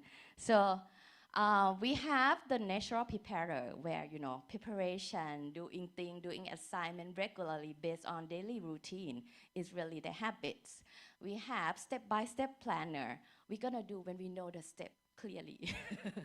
And the third one is the social preparer. They're gonna do when friends are around and they, want to gather and do things together. And the fourth type is the pressure performer. They will do when they are forced to do or when the deadline is approaching. And the last one is the anxious avoider. They try to avoid and they have so many excuses. So these are the 5 types that we found on the card reflection. By doing that, we give the feedback to the parents and we ask for, for the support from the parents community as well. Parents need to provide guidance if the student has encountered difficulty during the online assessment. But they are allowed to use the online translation tools. Not all the parents are good in English, of course. Parents sometimes cannot help, but they can, suggest their kids that use this device, use the ChatGPT, for example. So I will show you the result in a minute, and you can see that some of the students could not complete the test just in time because in the test, assessment test, they have time limitation based on the average value, I don't know, the calculation from the Singaporean student, not from the Thai student side. For example, 20 questions, Singapore student would finish within, 30 minutes, but Thai student would require 60 minutes, things like that. So many students could not finish the test in the set. So they kind of have disappointment, but the parents need to reflect them. Because you use the translation, why not be good in English so you can do this and then finish it in time? So the parent role is to encourage your child to think, to question, and to persist the task, to have the consistency when they experience the challenges. So the dashboard, this is like, I kept from the current, from just for last night. Okay, the current situation dashboard of the class that I have is around, I didn't take note on the number of students, but that should be around 39 to 40 students completing the test, and then the average score on the topic decimal, fraction, number, and algebra are only meet like, 50%. That's not much. But look at in this data as a teacher or as the school director, school principal, I would say that this is just, a promising number. We saw the emerging understanding and we know that we see some room. It's better to see some room because we want to do more. So we see some room that some of the concept students didn't get, or we try to find some extra activities to add in, to insert into the class section, regular class section. So to look into detail, this is also kept from the dashboard of the platform. So this is how they have the fraction topics and also the subtopics. The one that show is the number of questions has related to those topics. So from this, what we see is students are able to do dividing fraction. They are able to do equivalent fraction. But surprisingly, the basic thing that is something that they need to add in. So sometimes they learn new thing and forget, like, you know, the other thing, the old version. So that means the concepts are not strong. So teacher need to think about the previous class and what they should, like, you know, fix what passed or do more activity to fulfill the concept in fraction. So this is also another example in algebra topics. The subtopics are, you know, have various score, percentage of achievement. So we can see that students have performance varies, but there are rooms that we can, you know, practice our student more, for example, solving the problems. And looking closely, even more closely, the platform also provide a detail of the what students feel, right or wrong here, and the time they use for each question. So if we wonder whether or not language is the barrier or not, just looking at the time. This question, which fraction is larger, 1/4 or 1/6? It doesn't require any complicated English ability. So most of students understand this type of questions. So, but they spend various time from like 1 minute, 35 seconds, even 19 seconds to come up with the true answer. Yes, so that would mean that students have correct answer but fast, they have fluency. Students have correct answer but slow, that means they are not have the fluency yet, but we can build more. Students that have incorrect but fast, maybe they are too impulsive, or maybe they don't understand at all, things like that. So this is another one that related to that, but this question require more cognitive demands.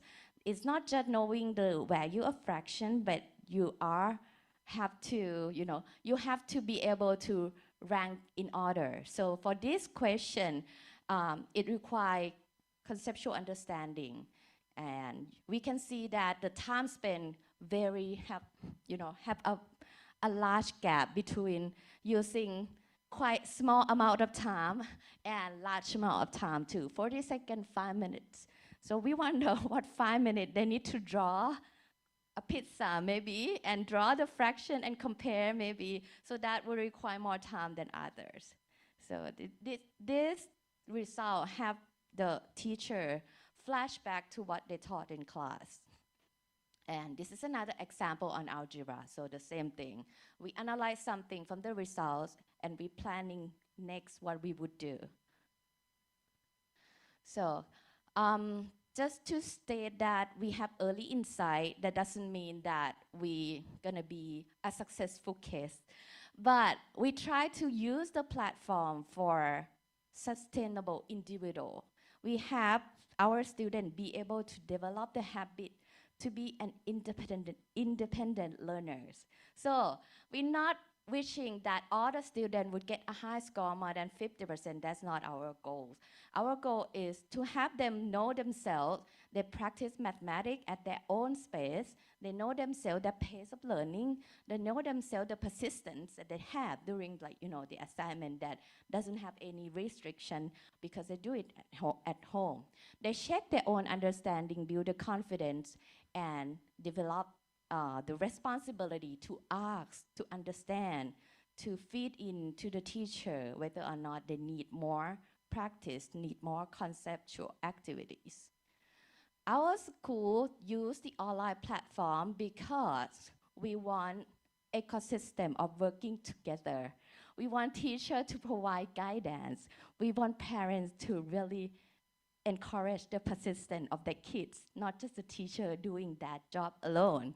And we want our peers, the student peers, to really do the discussion and share the idea to help one solving the same type of the questions. Last but not least, I think I'm ending with this slide. I think over the past 2 months, We look at the data tells something, and what we could, come up with the next plan of the school is that we emphasize not on drawing a conclusion about the achievement, but we want to understand our student. We want to understand how students engage with independent online learning. We want to know what type of support they need from teachers, from parents, from friends. We want to know which mathematical concept present the greatest challenge, or the school should, create more conceptual activity that help them cultivate the sustained learning knowledge. And we want to know how students respond to learning mathematics with English medium environment. So this is what we try to ask our teacher, our school, while using this platform. So school is therefore learning alongside with students. Schools are learning alongside with parents as well. So we keep refining our activities, so it's still under the development of that. Thank you.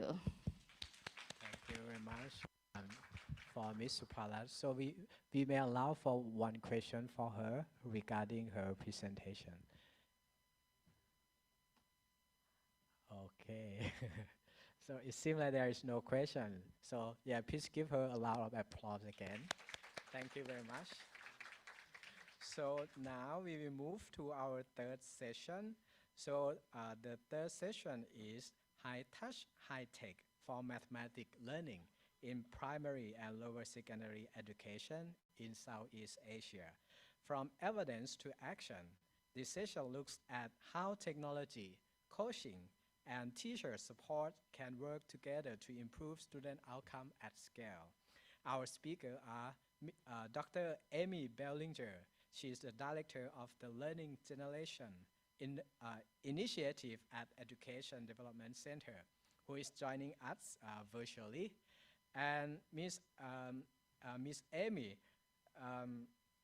she will bring us a model and evident perspective on how adaptive technology can be connected with teacher support and personalized learning. And our second speaker, Dr. Satya Lankapin. She is the Chief of Party for High Touch, High Tech for AI at our education at Education Development Center. So she will bring us the implementation experience from Southeast Asia. So may I now invite our speaker to begin the session. Please welcome Dr. Amy. Good afternoon, everyone. Thank you very much for giving us the opportunity to speak about high-touch, high-tech, which I think builds on some of the presentations we've heard today, and really talks about centering teachers and empowering them to use adaptive, personalized learning technologies. So I don't know if you're able to share the slides. Thank you. So let's go to the next slide. So high-touch, high-tech starts with a very common classroom problem. Students are at very different learning levels. Would you be able to move on to the next slide, please? So this is a challenge that teachers face. They have many children in classrooms with many different leads. But we know that over the past 15 to 20 years, that teaching at the right level, or reorientating teaching to the level of the student, consistently improves learning outcomes. But for teachers, doing this every day is difficult. Personalizing instruction really requires good information about where students are and practical routines for responding to that information. So high-touch, high-tech asks, how can we make this learning principle practical for teachers and students in real classrooms? Next slide, please. So high-touch, high-tech combines two things. The high-tech component uses assessment and adaptive content to meet students at their level and help them progress at their own pace. It gives students practice and feedback, and it generates learning data, some of which you've seen earlier today. The high-touch component, though, is absolutely critical. This is the teacher. Teachers then use that data to personalize their teaching. So group students provide targeted support to develop active learning and nurture higher order skills like critical thinking and collaboration. So the model is not technology replacing the teacher. It's technology supporting the teacher to make instruction more responsive. Next slide. This is an illustrative week that can show what high-touch, high-tech can look like in practice. So to start with, the student might learn a new concept with the whole class. Then during adaptive practice, the student works on questions at their level and receives immediate feedback. The teacher then uses the data to decide what's going to happen next. Some students may need reteaching. Others may be ready for more challenging activities. Students may also work in small groups on applied problems, discussions, or open-ended tasks. Throughout the week, the teacher is not stepping back. The teacher is using learning data to keep every learner moving forward. Next slide, please. So high-touch, high-tech does not begin when a student opens a device. It begins with really careful design, choosing software that fits the curriculum in a language that students understand, checking whether schools have the devices and connectivity to use it, and making sure teachers understand the learning purpose behind the technology. Then implementation is about turning that design into classroom routines. Teachers are trained not only to use the platform, but to use the data. Who is stuck? Who is ready to move forward? Who needs a mini lesson? And how groups change from week to week. The pedagogy is as important as the technology. In fact, probably more important. That is why coaching, professional learning communities, as we've heard before today, peer support and data-informed planning are part of the model. They are not extras. They are ongoing. This is what helps teachers connect the high-tech with the high-touch. And across all of this, apologies. Monitoring and evaluation are essential. You'll see from our evaluations that we're going to share shortly that this has been a fundamental role in improving the high-touch, high-tech approach. So we're going to outline 4 countries where we piloted this approach. I will start with Uruguay, and then I will hand my colleague Satya to talk through the rest of the countries in Southeast Asia. So if you go to the next two slides, please. And then the next one. So in Uruguay, high-touch, high-tech was implemented by SEAMEO, Education Commission Asia, with funding from the Inter-American Development Bank. The work covered grade 5 maths using Matific and grade 7 computational thinking using RoboGarden. It reached thousands of teachers and students. The Uruguay evidence is especially useful because it shows that usage and fidelity matter. In maths, students with higher use certificate improved by 0.33 standard deviations. In computational thinking, students improved on average by 0.1 standard deviation, but higher platform usage was associated with larger gains. Students in higher fidelity high-touch, high-tech classroom also performed better than those in lower fidelity classrooms. And for teachers, high-touch, high-tech significantly teacher perceptions of new pedagogical approaches combining EdTech and project-based learning, because part of what high-touch high tech is about is allowing teachers the time to focus on project-based learning, higher order skills, to supplement the work that's being done on technology. But I'll now hand over to Satya to share the findings from Asia. Thank you, Amy.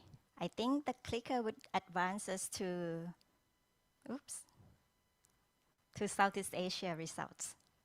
Well, actually, can you advance the slide for me, please? Okay, thank you. Now we come to Southeast Asia. The first country that we piloted high-touch high-tech in the region was Vietnam. The Vietnam project we implemented in grade 7 mathematics in partnership with the Ministry of Education, Arizona State University, and the platform that we used was Alex. It was funded by the UK FCDO. And you can notice that, in all different pilots that we had, we used different platforms, different tools, depending on what the local implementer, the local partner prefer, and what fits the local context. The evaluation found a significant improvement in math learning, as you can see, 0.436 standard deviation reported, which was equivalent to 2 years of learning in just 1 semester. And importantly, the benefit was across all the student group, with the lower performing students actually improved more. We also have the teacher outcome. The teachers reported stronger personalized teaching practice, more peer collaboration, they are helping each other more, improved self-efficacy in motivating and engaging students. So here in Vietnam, we observed both student learning gains and the shift in the teacher practice. And then I joined HTHT. So in the next 2 pilots, in the next 2 countries, I also participated in the implementation in the field. Next slide, please. So in Cambodia, we worked with Teach for Cambodia, the Ministry of Education, and we used a platform called Maths Pathway. It's an AI-enabled adaptive path platform. This is an example that's very important because it was piloted in a low-resource setting. The schools in Phnom Penh and Kando are in areas with limited socio-economic environment. So the computers or the devices are limited. The connectivity is not very good. Digital readiness is not even. And then the classroom conditions are not very good. But even in those conditions, the results were strong. The students in the treatment school improved their math score by 0.36 standard deviations, which is equivalent to 8 additional months of learning. And the lowest performing the students at the beginning, again, are the ones that saw the largest gain. The teacher also observed that the students gained more confident. The attendance was actually went up. The students actually come to class more, and the participation in the class was more, they were more active in the class. And for the teachers, the data helped them see learning gaps more clearly. And then when they see the learning gaps, similar to what Explico showed, right, the heat maps, they can then think about they want to do with the students. They can respond to mini lessons. They can do small group support, and they do design targeted practice. So teachers spend more time facilitating learning, and that would free up their time for more higher order thinking work, like collaborative learning project work as well. Next slide, please. Now I take you to the Philippines. The story here is very powerful because, In some school, HTHT did not even start with a ready-made digital classroom. We started with, where is the internet? Where are the devices? We worked in Zambales in the North Island with Ayala Foundation, with the Department of Education, and we use Khan Academy as the technology tool. And we work with grade 4 to 6 mathematics classroom, and the project helps schools build the conditions for the digital learning, including connectivity solution. We hook them with Starlink to provide internet, and also the community also came in and support the ICT infrastructure. So I think, but the real shift, although there are a lot of shining new devices and excitement about technology in school, the real change or real shift is in the instruction. So after 12 weeks, HTHT students improved by 29 percentage points compared with 15 percentage points in the control students, which is equivalent to 4 additional months of learning. The students also reported more positive attitudes towards maths. They like learning maths more, and also higher grade. Teachers reported stronger perceptions of personalized teaching and technology-based curriculum use. And by the end, 85% of the teachers, they reported they were applying differentiated instruction. And 100% reported that they used learner data in planning their lesson plan. The teacher, we observed that they regrouped students, they provide targeted support, and they use Khan Academy as one teacher called a teaching partner, not a teacher replacement.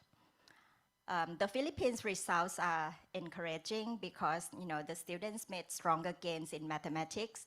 We also saw important shifts in the teacher practice, but the numbers only tell part of the story. So to understand why this matters, I want to bring in the voice of the teacher, and I have a short video clip of a teacher from the Philippines to share with everyone. Please play the video. Good day, I am Angelica Filarca Artillera, a mathematics teacher and a high-touch, high-tech implementer for the past 3 years at Nagbunga Integrated School in the rice-growing region of the Philippines. I am teaching mathematics from grades 4 to grade 6 with an average class size of 30 to 45 students. Before the HTHT program, my student had no access to strong internet connection or digital devices for their learning. That's why I am honored to share with you how the HTHT program has transformed my teaching and helped my student become more engaged, confident, and independent learner. Before the HTHT, my classes were mostly teacher-centered. I spent most of the time explaining lesson, while my student just listened and answered activities seated at their individual desks. Now that we are implementing the HTHT program in our school, my student often works in groups and have lively conversation about mathematics. For example, when I taught fraction, I always make an improvised pizza to help my student visualize our lesson for today. Then I ask my student to cut it into half, third, or fourth before solving the assigned task per group. While some learners were working on their tablets, focusing and more familiarizing with the basic concept of the lesson, others were discussing their answer with their seatmates, comparing different strategies and helping one another. Instead of waiting for me to explain everything, the classroom became full of conversation about our lesson. Before the HTHT, I had one struggling reader. He found it very difficult to read and understand written instruction during our mathematics lessons. Because of this, he rarely participated in our class discussion and usually waited for me or his seatmate to explain the task before he would begin. His confidence was also very low because he was afraid of making mistakes. But during the HTHT implementation in my classroom, I noticed a remarkable change. He became one of my most active students during our hands-on activities in mathematics. Even though reading was still challenging for him, he was able to understand the mathematical concept through the interactive lessons and visual support provided by the platform. Since the platform allows my learners to progress at their own pace, he no longer felt pressured to keep up with the rest of the class. He could repeat the lesson, watch instructional videos, and practice skills as many times as he needed until he understood the concept. His confidence grew every week and he began volunteering answers and participating more actively in our classroom activities. Seeing him succeed reminds me that every child has the potential to learn when given the right tools and enough time. And every HTHT session, I also ask my student to write a short reflection about what they learned and what they found challenging. Their reflections help me understand not only their academic progress, but also how they feel about learning mathematics. For me, HTHT has transformed my classroom into a place where my student is actively learning, participating, and growing.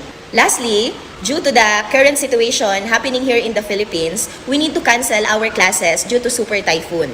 However, thanks to HTHT, I was still able to provide learning activities such as our week 5 topic about multiplication of fraction, so my student could continue learning from home. Even though classes are suspended, learning continued. Thank you, Angelica. Sorry for the quality of the video. It was really shaky, but I think she has a lot to say. Actually, I had a much longer video, but this is just a test of it. But you can see that, this shift or this change and this pride in how the teachers does her job, it's actually reflect in how she shared. And when I thought about my initial experience observing classroom in Zambales, it was, like she said in the beginning, really teacher-centered. The teacher was teaching math as if she was teaching English. She's just teaching the words, not the mathematical thinking. So, it's a big shift for Zambales, and we are very proud of what we have seen in terms of what changed in the students and also what changed with the teachers. So that reflection actually brings us to a larger policy question, right? How do we create the conditions for more teachers to understand where students are and respond to different learning needs and help students build confidence in mathematics? We have really, a lot of wonderful learning tools like the Marshall Cavendish Explica, right? Yeah, and Explico and other platforms. But, with the technology, how do we make sure that we actually improve the learning? Next slide, please. So we are thinking about scaling HTHT in 4 dimensions. And when we talk about scales, we do not start with the numbers, right? Of course, reach matters. We want to effectively reach more schools and more learners. But if we focus only on reach, we risk scaling access without scaling learning. So, we expand to more schools, more students, but we might not improve the learning. So we think about scale across 4 dimensions. The first one, depth. Are the students actually learning more? Are teachers gaining the confidence and the skills to use data? The data might be in front of them, but are they comfortable using data in the routine lesson planning? How are they building their differentiated instruction skills? And how do we create more active learning experience for more students? The second dimension is the equity. Are we reaching the learners who are furthest behind? Are we only reaching learners in the, the bigger schools in the city? Also, the schools in the city, but maybe they are under-resourced, right? How about students with limited digital access and students who may need more foundational support? Our students in Cambodia, for example, they are in grade 7, but when we test their mathematical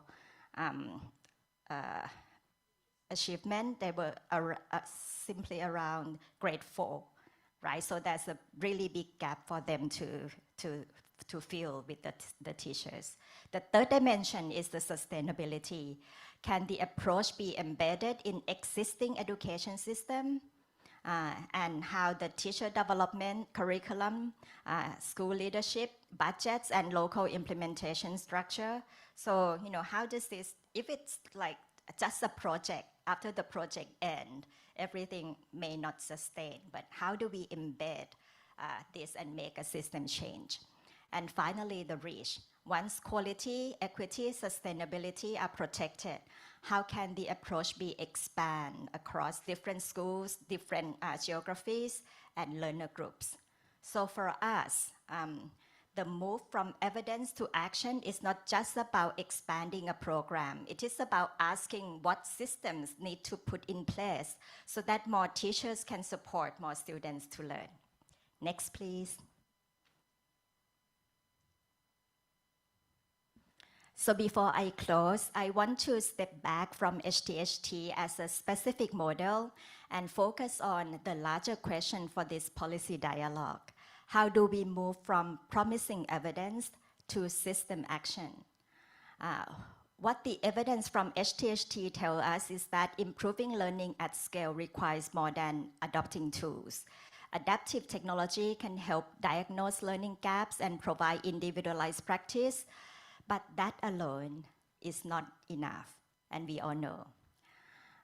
The real value comes from when teachers are supported to use the data to make better instructional decisions, like to regroup students, to reteach difficult concepts, or extend learning for the students who are ready and want to do more, want to create, want to synthesize and apply that learning opportunity. But for this approach to work beyond a pilot, several parts of the system need to move together. We need system readiness and leadership. We need teacher capacity and coaching. We need technology that is usable, aligned to the curriculum, and realistic for local infrastructure. We need delivery models that fit the school schedule and classroom realities, right? Because we only have certain time for learning mathematics, and in countries like us, half of the time or a lot of the time there are typhoons and earthquakes, so a lot of school time is disrupted. So how do we maximize learning when the learning time is limited? We need partnerships that bring together ministry, implementers, technology providers, universities, funders, and communities. And we need evidence loop so that implementation is continuously improved and not just evaluated at the very end. So the main message here is that the challenge is not to identify interventions that work. The challenge is to build the conditions that allow effective interventions to keep working as they expand. So that is why today's discussion and the proposed policy sandbox or consortium that would come later is so critical. We are talking about something very important here because it can help us move from sharing evidence in a room like this into collective asking, what would it take for the system or the region to adapt or to test, to finance, and to sustain approaches that improve mathematics learning for the students and currently, especially the ones who are currently being left behind. Next, please. So I'll close here with a resource for anyone who would like to go deeper. We have included a QR code for High Touch High Tech webpage where you can find the country reports and related resources from the different HT&T contexts. So, and feel free to reach out to us as EDC, and we are looking forward to the conversation that follow in the policy sandbox. And please reach out to us if you have any other questions or inquiry. Thank you. Thank you very much. We will open the floor for the question. Okay. Please, our team, please provide the microphone.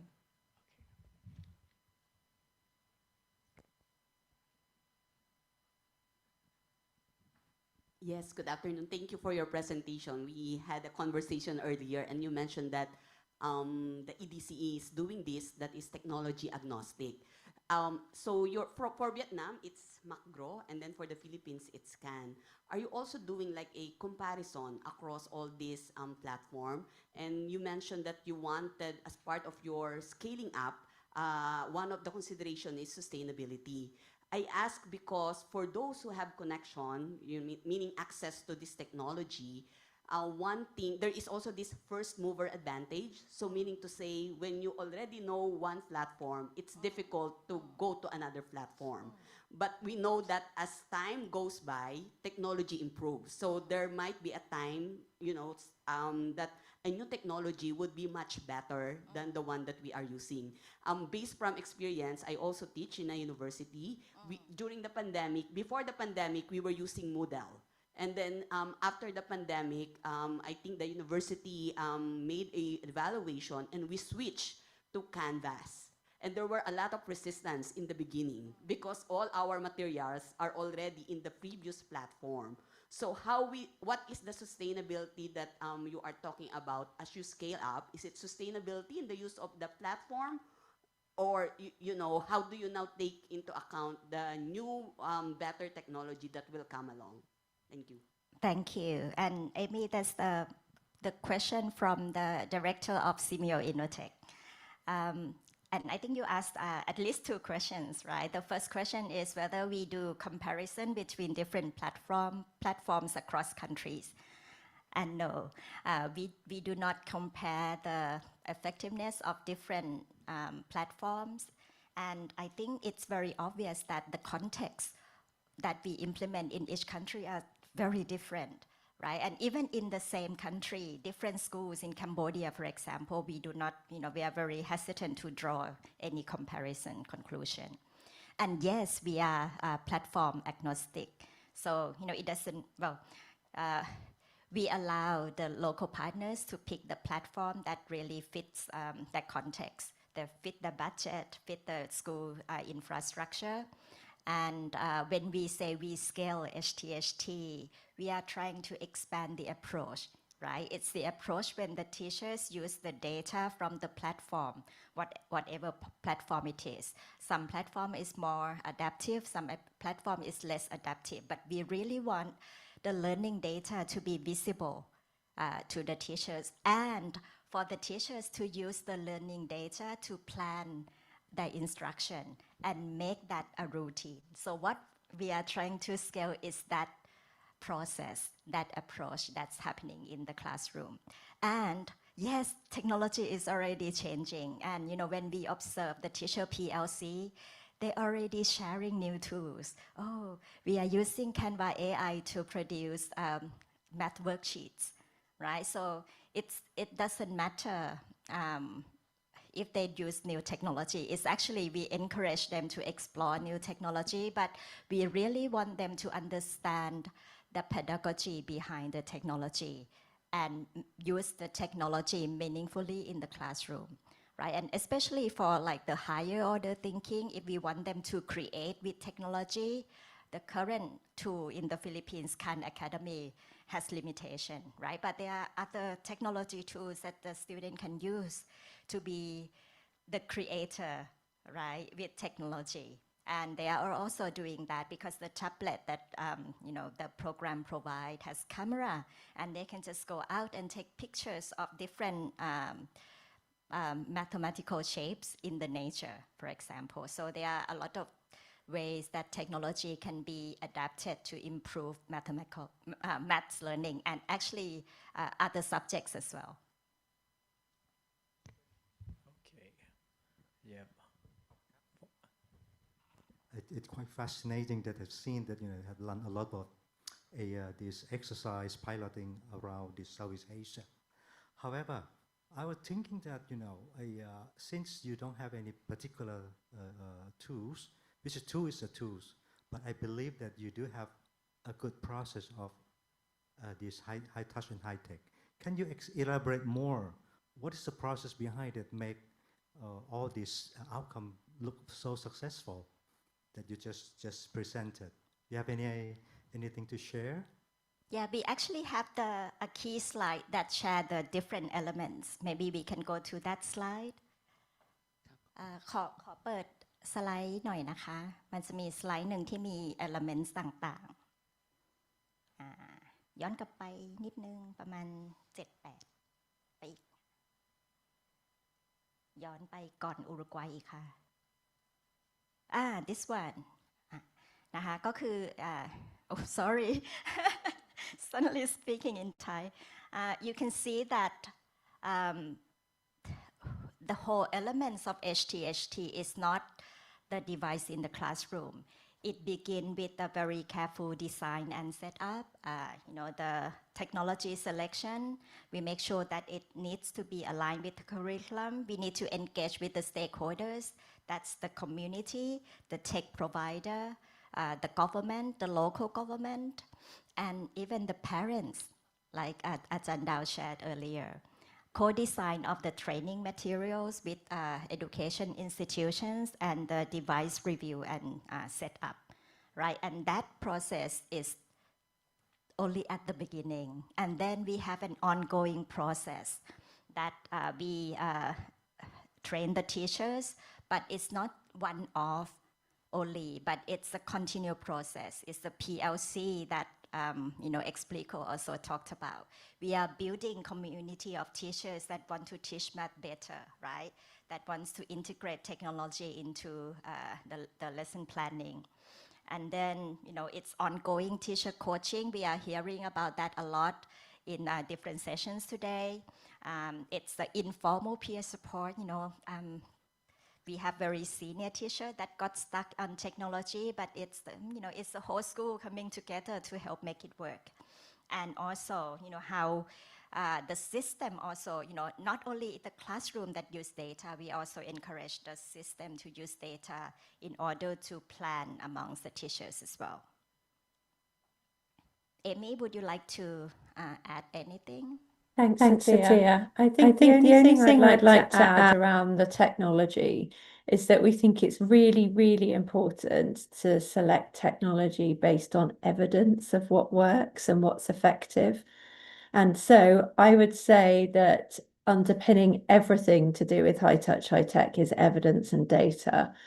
And making sure there is, if possible, that functionality for the technology to adapt to the level of the child, because based on research over the last 10, 20 years, we know that's what makes a difference to help children learn. So I would just urge anyone looking at selecting technology to really look at that evidence of how effective it is at improving learning outcomes.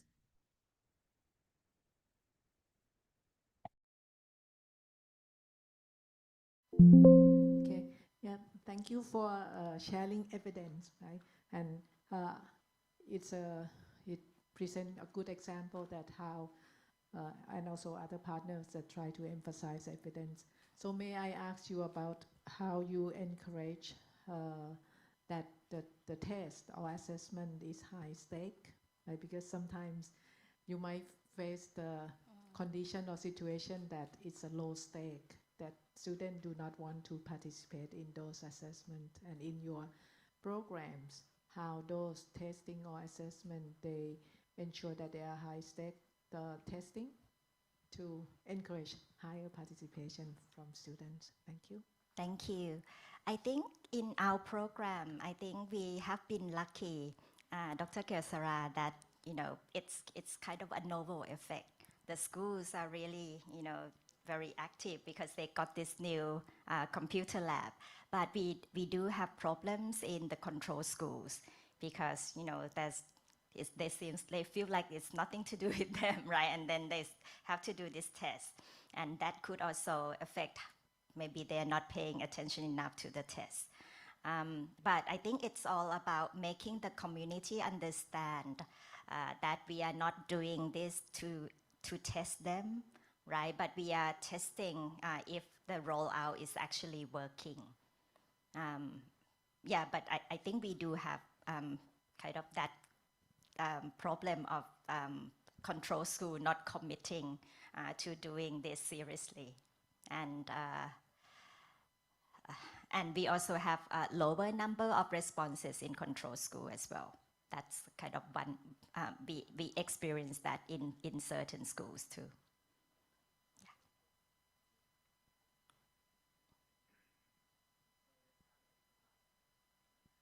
But micด้วย.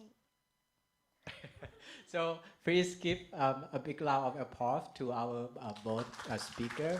So we will take a short break And we will return back in this hall again at 3:20 p.m. for our fourth session. So please enjoy your break, and we will return here at 3:20 p.m.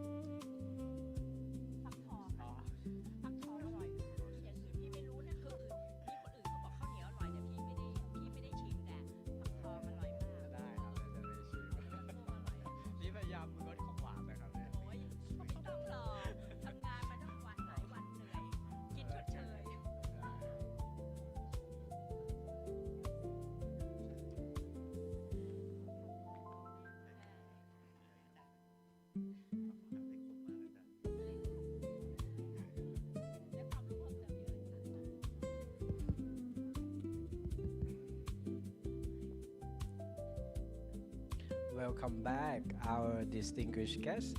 So we will continue for our fourth session. So the topic is unplugged computational thinking in mathematics education. So our first speaker is Dr. Orawan Sibunryang. She is the Program and Knowledge Management Manager at SEAMEO STEM Ed. And a 2026 Fulbright US ASEAN visiting scholar at the MIT lab. As the leader of the regional Unplugged Computational Thinking Initiative, she has led research and researcher professional development across Southeast Asia. Her expertise spans chemistry, mathematics, STEM education, AI literacy, and computational thinking, advancing innovative and future-ready learning for the region. And our second speaker, Dr. C. Burandari Dano Broto, the Center Director of SEAMEO KITEP in Mathematics, an international recognized expert in mathematics education, lesson study, and teacher professional development. She has led regional initiatives that strengthen mathematics teaching, curriculum innovation, and classroom practices to promote meaningful mathematics learning. And our third speaker is Ms. Cahaya Gusumalati, the Center Director of SEAMEO Simulec. Her expertise lies in educational technology and open and distance learning. She has led regional initiatives that harness digital innovation to strengthen teaching and learning, promote digital transformation, and expand equitable access to quality education across Southeast Asia. And our next speaker is Dr. Waraporn Prishaporn. She is the specialist in training and research at SEAMEO Rexam. She is an expert in mathematics education, curriculum development, STEM education, and teacher professional learning, contributing to regional initiatives that strengthen instructional quality and foster student critical thinking and mathematical literacy. Please welcome. And our final speaker is Dr. Wan Noor Asman binti Muhammad Sabri. She's the specialist in training and research at SEAMEO Rexam. Her expertise includes STEM education, educational research, and teacher professional development.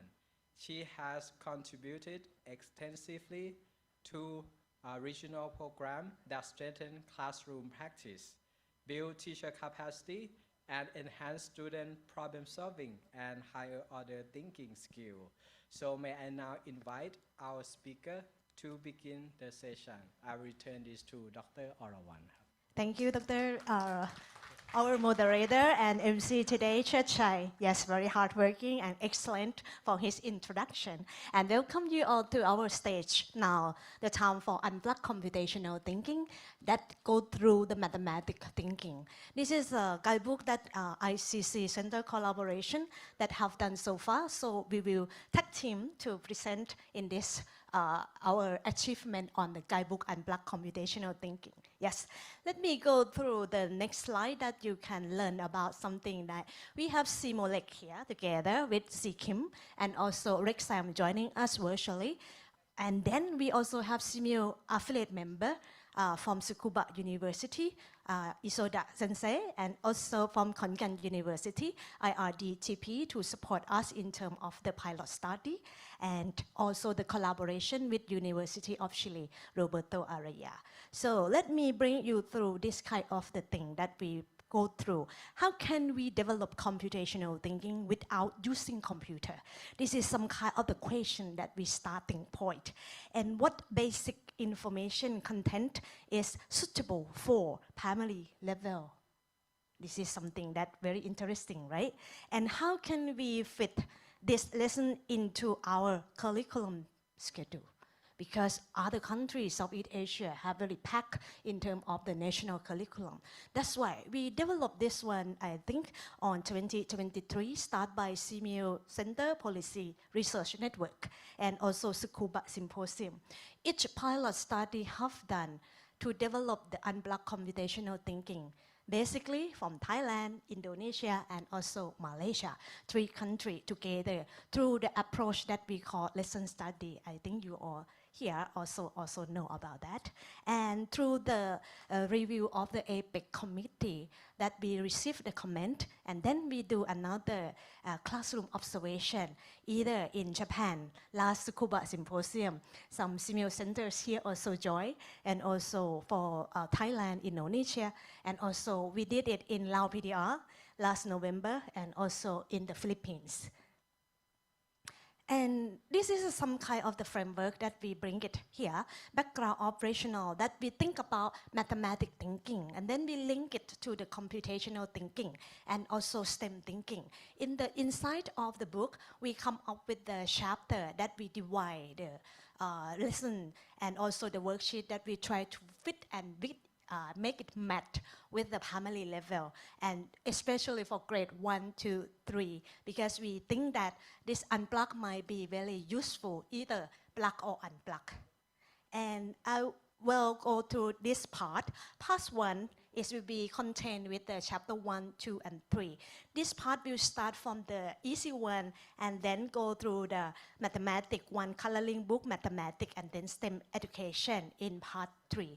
And for part 2, we contain the visible programming and also let's develop the machine. This is some kind of like we plug into the robotic and robot one and programming one. Yeah. This is some kind of the example.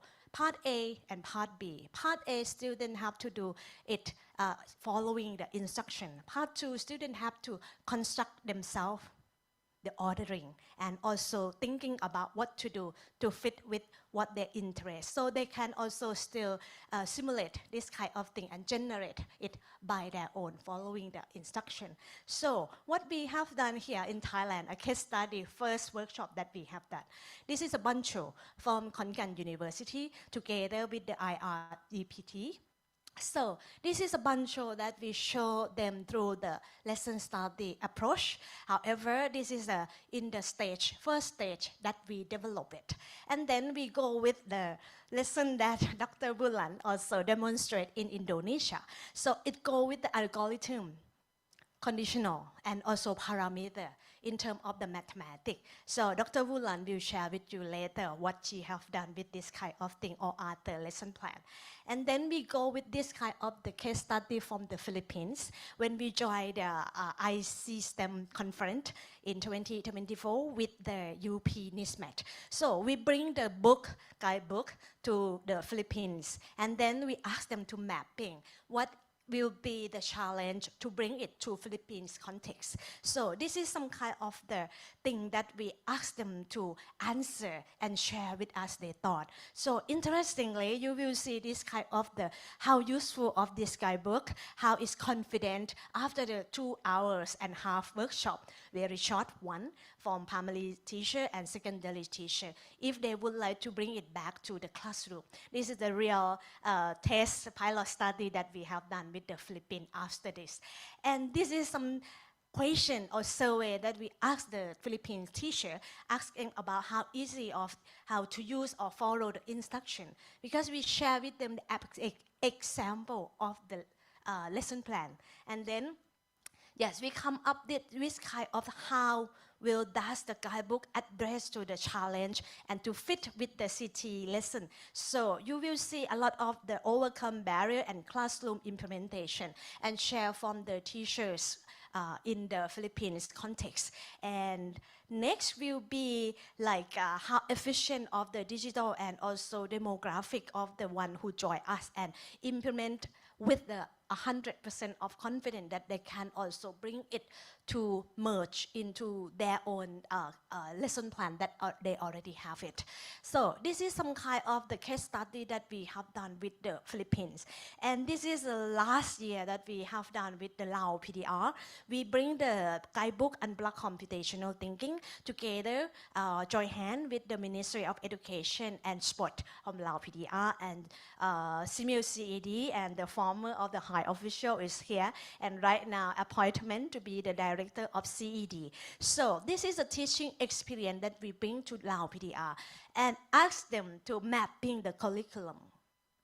So all the teacher actually is around 30 to 35, I think, go through chapter 1 until chapter 5. And this is some interesting response that our colleague from SEAMEO CED translate from Laotian to English to us. And it takes a little bit time. And this report is come from the team, Dr. Grengai and Mr. Toby. So this is CED also support to and allow us to report on this part. And next, interestingly, when we ask them, when we ask them to map on each grade that fit with the worksheet that we generate. So this is some kind of thing that they say, oh, this worksheet, this chapter fit with grade 1, 2, 3. This one is for 4, 5, 6, something like that. So this is including the formal and non-formal educator, together with the supervisor and also from Department of Education from Lao PDR provide us. This is a data that also share from SEAMEO CED, and we try to show with you here. You may not see and can read it, but maybe later you can study on this. And this is a voice from the classroom that we asking all the teacher, non-formal education, formal education, from secondary level, primary level, and also from actually our governing board, also Dr. Somsak joining on this part. And I think this is a very, very important for the educator insight and key takeaway from this one is from Lao PDR. So this might be draw your attention that what we have done so far for the unblocked computational thinking, and a case from Thailand, just a small group, a case from Philippines, and also from Lao PDR.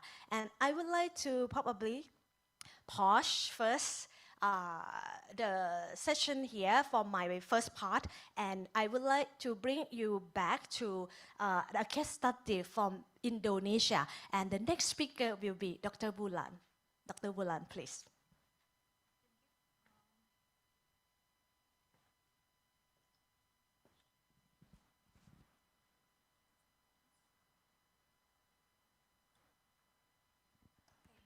Sorry about that.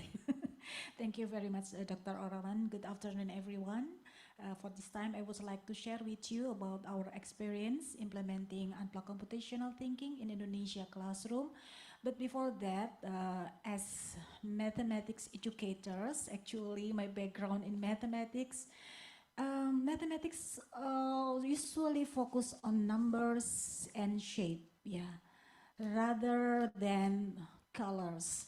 But from colors, actually we can make a pattern there, and pattern is part of mathematics. This is something that interesting that I can find from this unblocked computational thinking activity.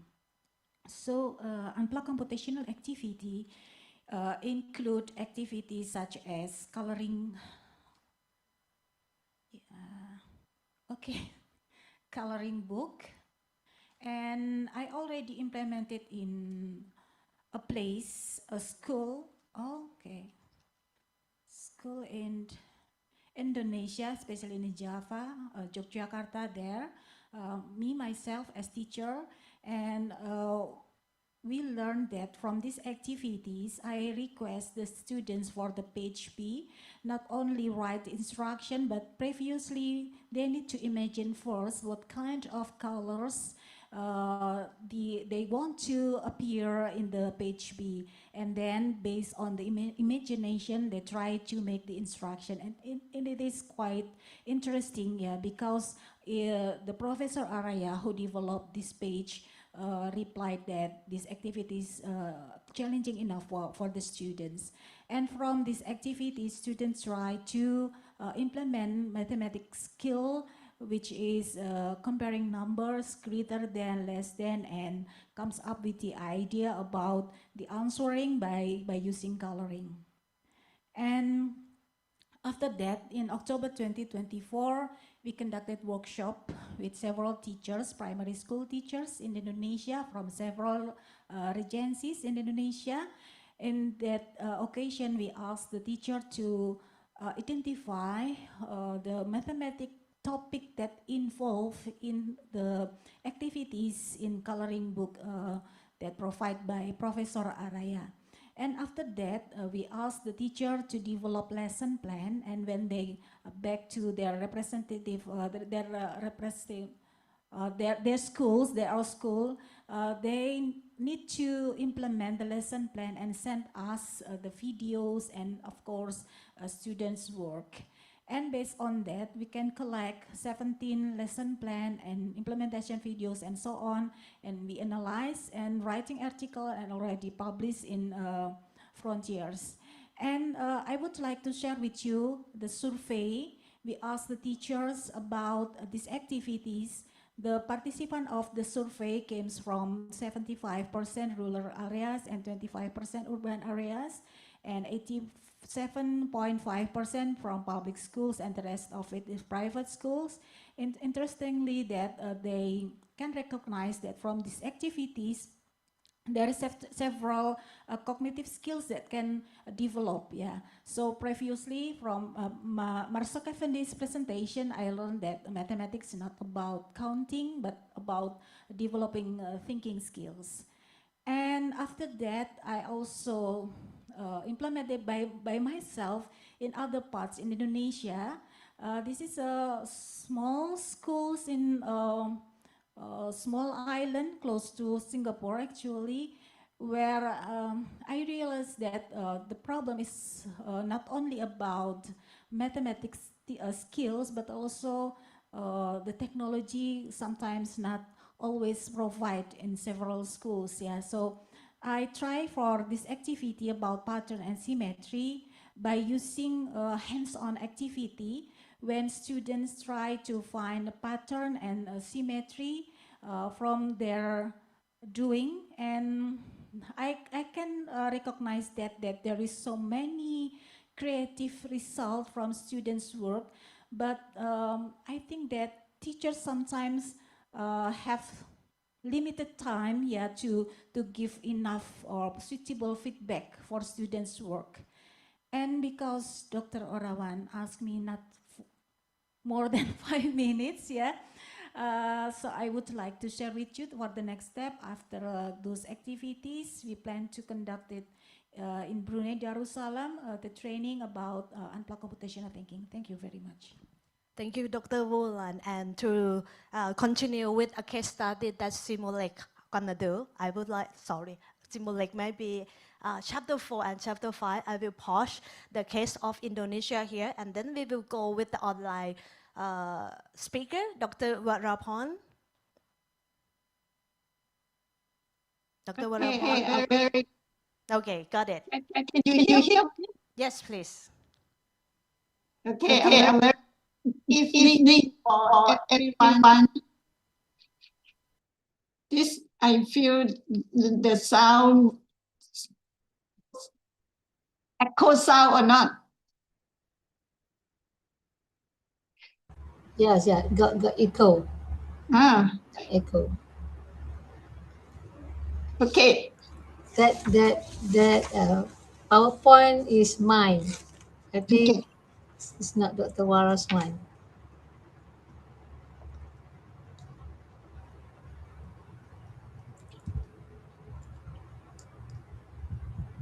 All right, you start first or mine?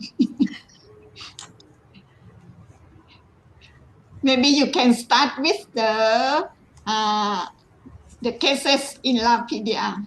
Yeah, okay. Let me start first. Okay, Assalamualaikum warahmatullahi wabarakatuh. and a very good day to everybody. First of all, thank you, STEM-Ed and NIDA, for inviting both of us to share our experience in Laos, in Malaysia, on this unplugged computational thinking. Okay, first of all, let me introduce myself. I'm Dr. Wan Nur Azmin binti Muhammad Sabri, Maths Education Specialist from SEAMEO. I would like to start my presentation with a claim first, because we were we do the claim all the time since last 2 weeks already. So my claim is the future of maths education is no longer about teaching students to calculate correctly, okay, but about equipping them to think mathematically, reason critically, and solve complex real world problems. Okay. So when we see this claim, it really reflects the growing importance of mathematical literacy, our title for today.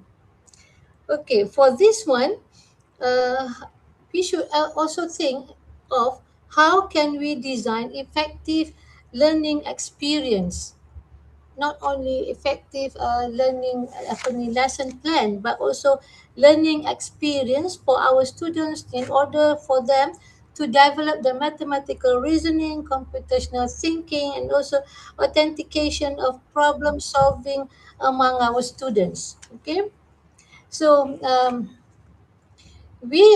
myself and Dr. Awara, we have worked with STEM-Ed since 2023 to develop this unplugged computational thinking.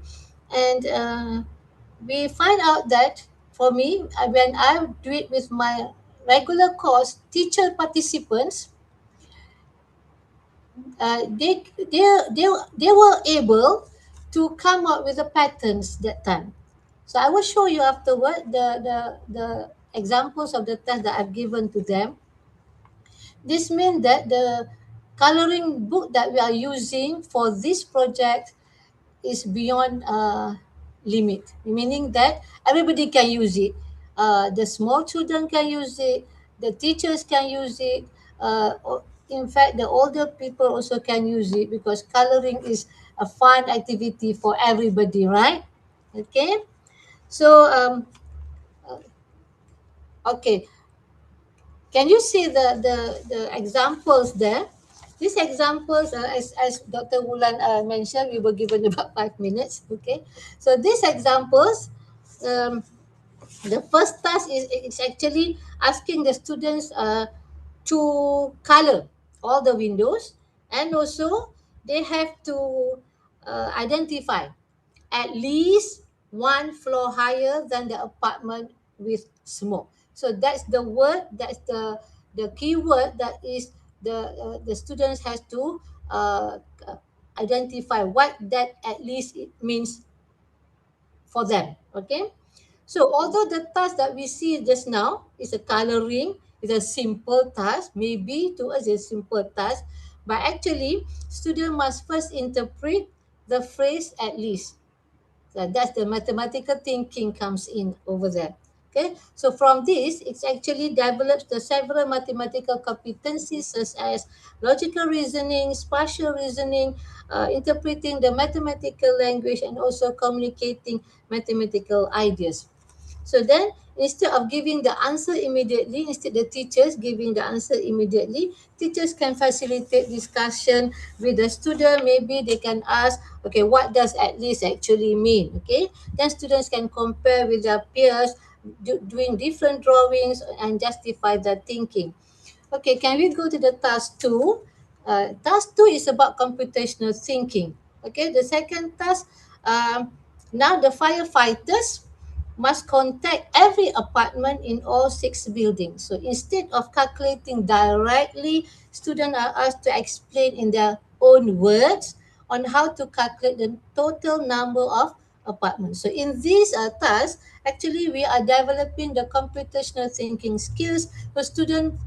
From here, they learn to identify patterns, decompose a large problem, organize information, develop an efficient strategy, and also communicate an algorithm. Okay, so different students may produce different methods. Some may count the building by building. Some may multiply the number of floors by the number of windows, and others may recognize repeated structures and generalize a mathematical rule. So here, the focus is not only obtaining the correct answer, but also explaining the thinking process. Okay, so then in the task 3, next one, task 3, please. Okay, so in this task 3, we extend the mathematics context to the hands-on STEM investigation activity. So I put here a foam, fire, extinguisher, sun. So we ask students to create foam using the materials that are already put in the guidebook. And this activity integrates multiple STEM disciplines, the science. Students investigate chemical reactions, gases, combustion and properties of foam. And then for technology, students design, observe, and improve the foam making process. Engineering students design, observe, and improve the foam making process.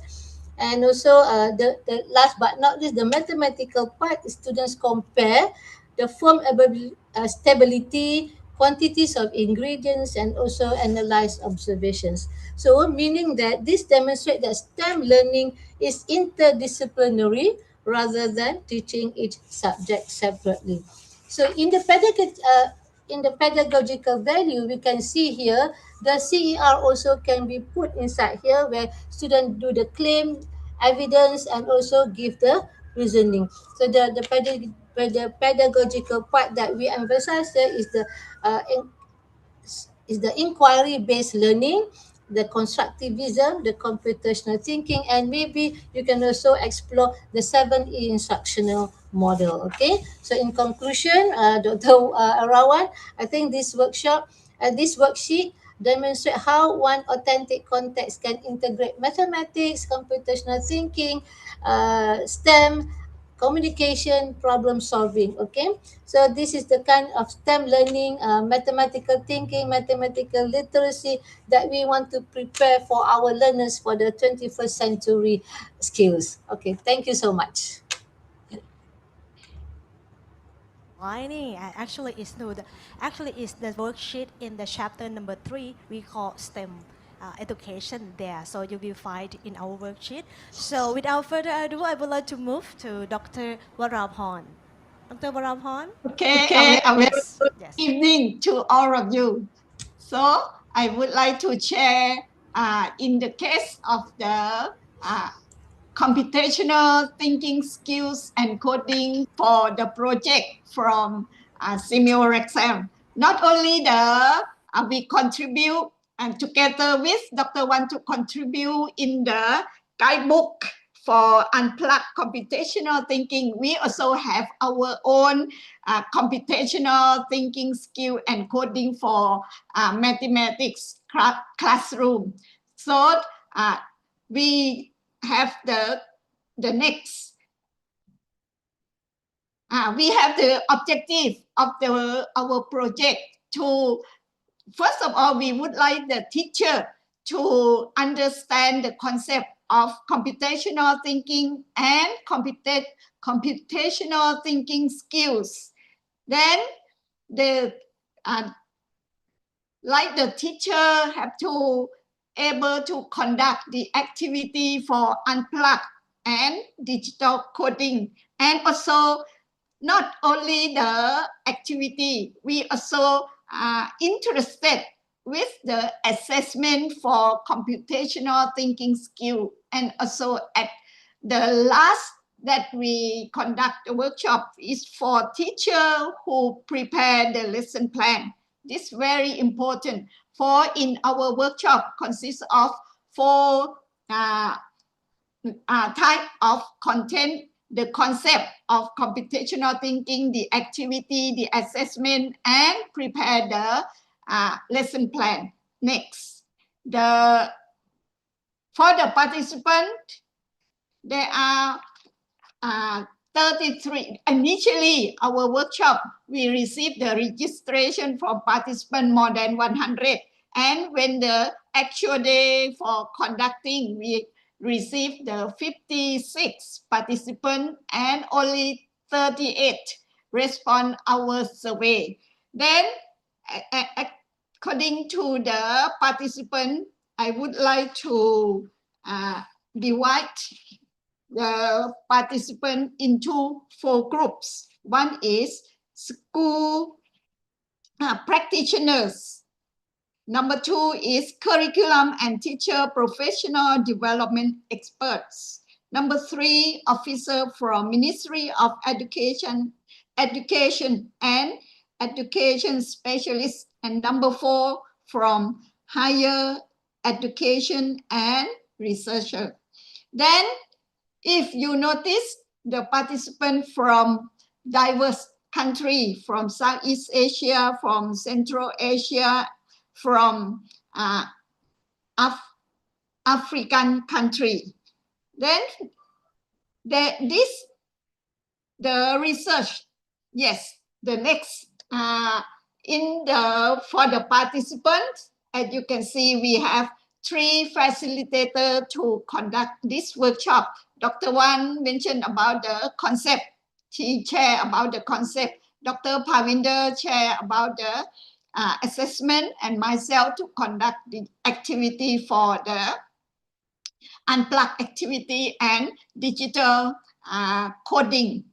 Next, from the result for the survey, we are going to know the teacher's effectiveness on computational thinking skill and coding. We use a 5-point like a scale to find out the result and the opinion from participants, and we divide into 6 categories for planning and content integration, the instructional practice, student engagement and participation,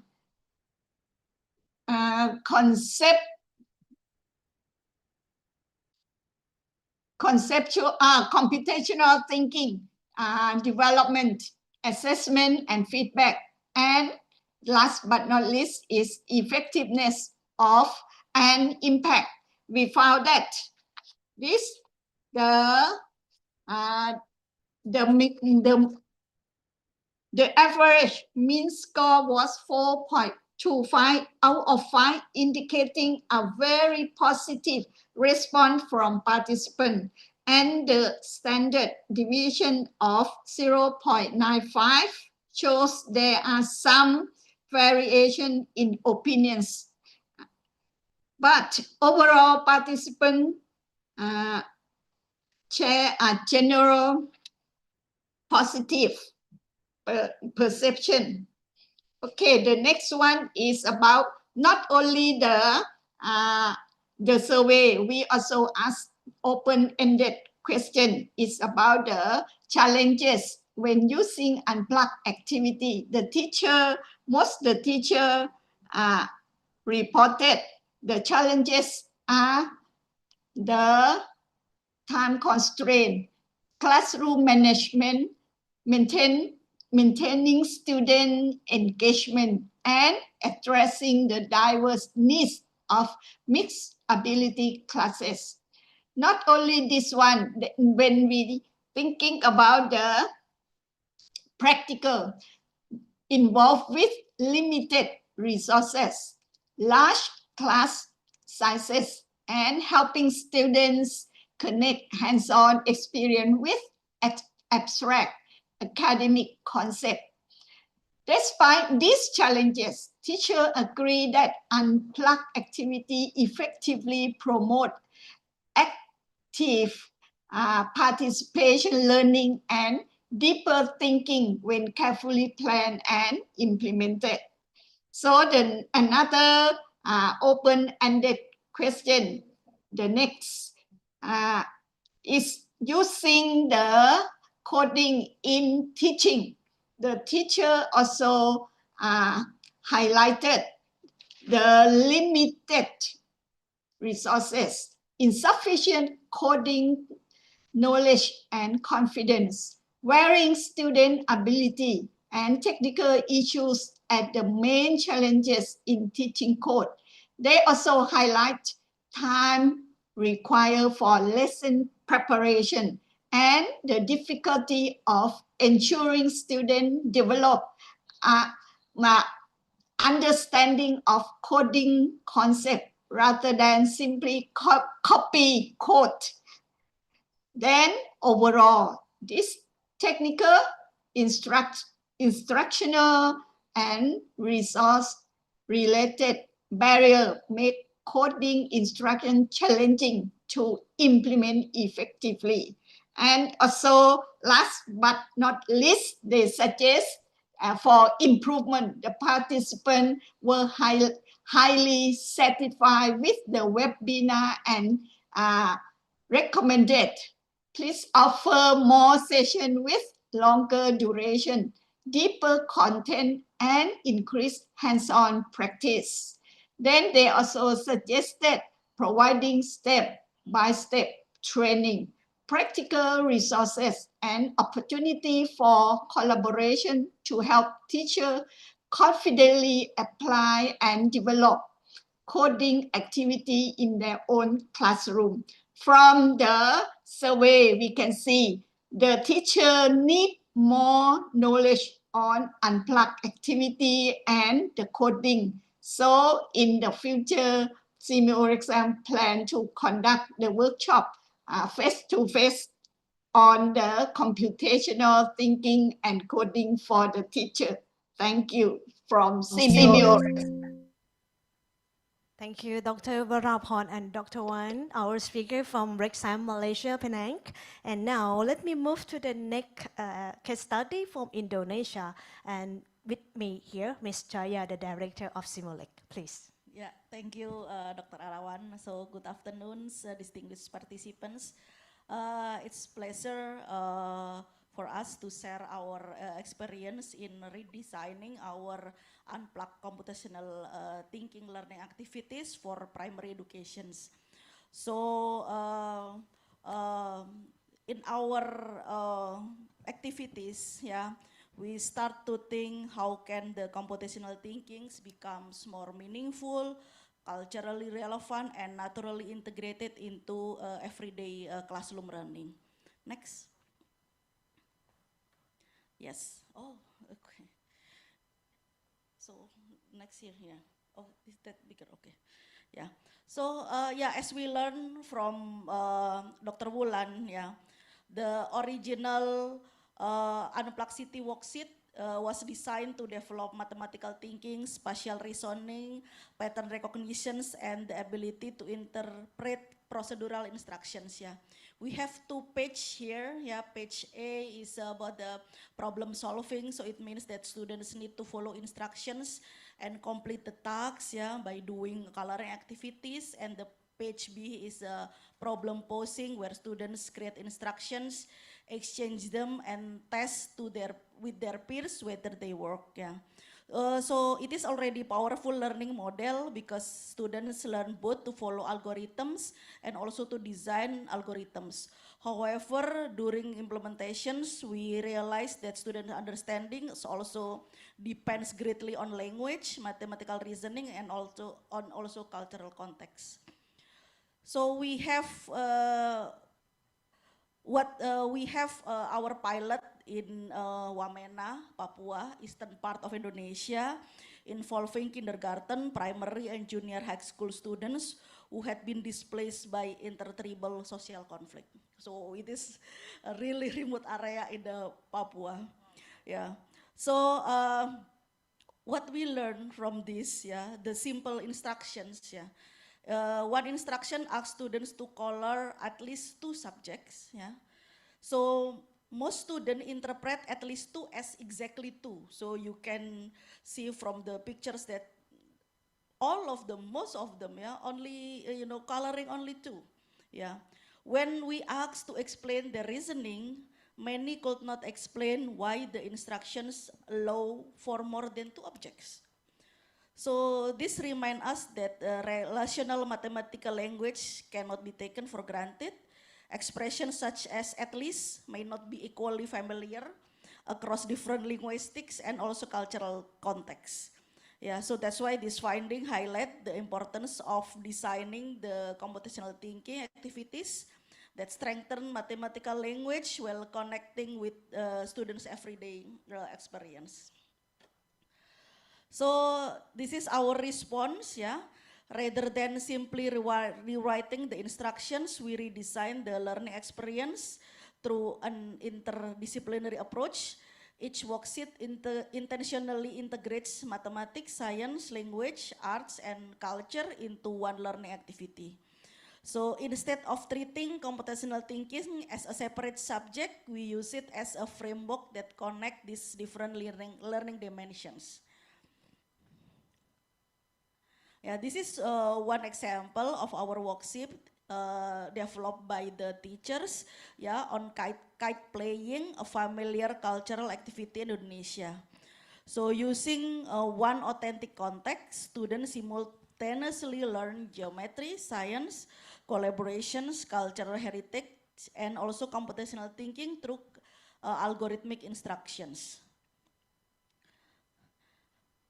Yeah, beside that, we also redesign the classroom flow. Yeah, the learning process now consists of 4 stages. The first stage remain the problem solving, where students completely several increasingly challenging instructions. And then the second stage is what we call the thinking reconstructions. And this is one of the key innovations of this model. Yeah. For example, as you can see that there is a girl with the yellow shirts, yeah. So this time, yeah, the teachers challenge the students to write as many different instruction set as possible that would correctly identify that same girl. So it means that one student may choose the girl wearing the yellow shirt with the, how that's 1, 2, 3, 4, 5, 6. Yeah, that's the kite, yeah. So choose the students standing between 2 boys and etc. Yeah, so both answer identify exactly the same student but use a different algorithm. Yeah. The third is about the problem posing. Yeah, still we keep that. And finally, the finally the students reflect on their learning through storytelling, or we can use the claim evidence reasoning activities. I come to my last slide. Yeah, so this is our early results and future directions. Yeah. So our pilot school show that the students gradually produce richer and more sophisticated instructions involving multiple logical conditions and also mathematical relationship. Yeah. Looking ahead, our roadmap will focus on the developing of regional worksheet bank, classroom implementation guidelines, assessment instruments, and also expanding from unplugged to also plugged computational thinking. Yeah. So our long-term vision is to build a regional ecosystem where computational thinking is taught to meaningful local context while remaining aligned with shared regional learning standards across Southeast Asia. So thank you very much. Thank you, SEAMEO, and the director here with us. Let me wrap up in 1 minute here, go through and back to my last slide, please. So you will see here is a ICC collaboration or inter-center collaboration that we have done so far with the support of our affiliate member and Ministry of Education of some country already acknowledged that. And I think with the support of our director here, SEAMEO STEM Ed also will lead this project and also expand into Thailand. Yes, of course, within, I think, next years. And I would like to draw your attention to the last slide here. This is something that University of Tsukuba have shared in the course, online course, and also they also have the workshop last year in the symposium during the February, and also have the Japanese class use the unplugged computational thinking in terms of the disseminate, and also use a lesson study to share with other countries. And also, last slide, I would like you, here is a QR code, and it's free. Actually, in our website, you can also share this unplugged computational thinking with teacher, educator, Ministry of Education. You will please explore, and something may also useful for you, your country, or your teacher. So this is something that we have done, developed on the worksheet, and SAJSE is the journal of SEAMEO STEM Ed that we also accept the paper from teacher, from educator, from the Ministry of Education, researcher, from private sector, whatever you send to us on this. And also we have a session for teacher and student. Please submit something that you have done in the classroom and share with us. Thank you so much. I would like to end this session by now. Thank you. For the Q&A, our moderator and MC. Okay, so it's time for Q&A. If you have any question, please raise your hand.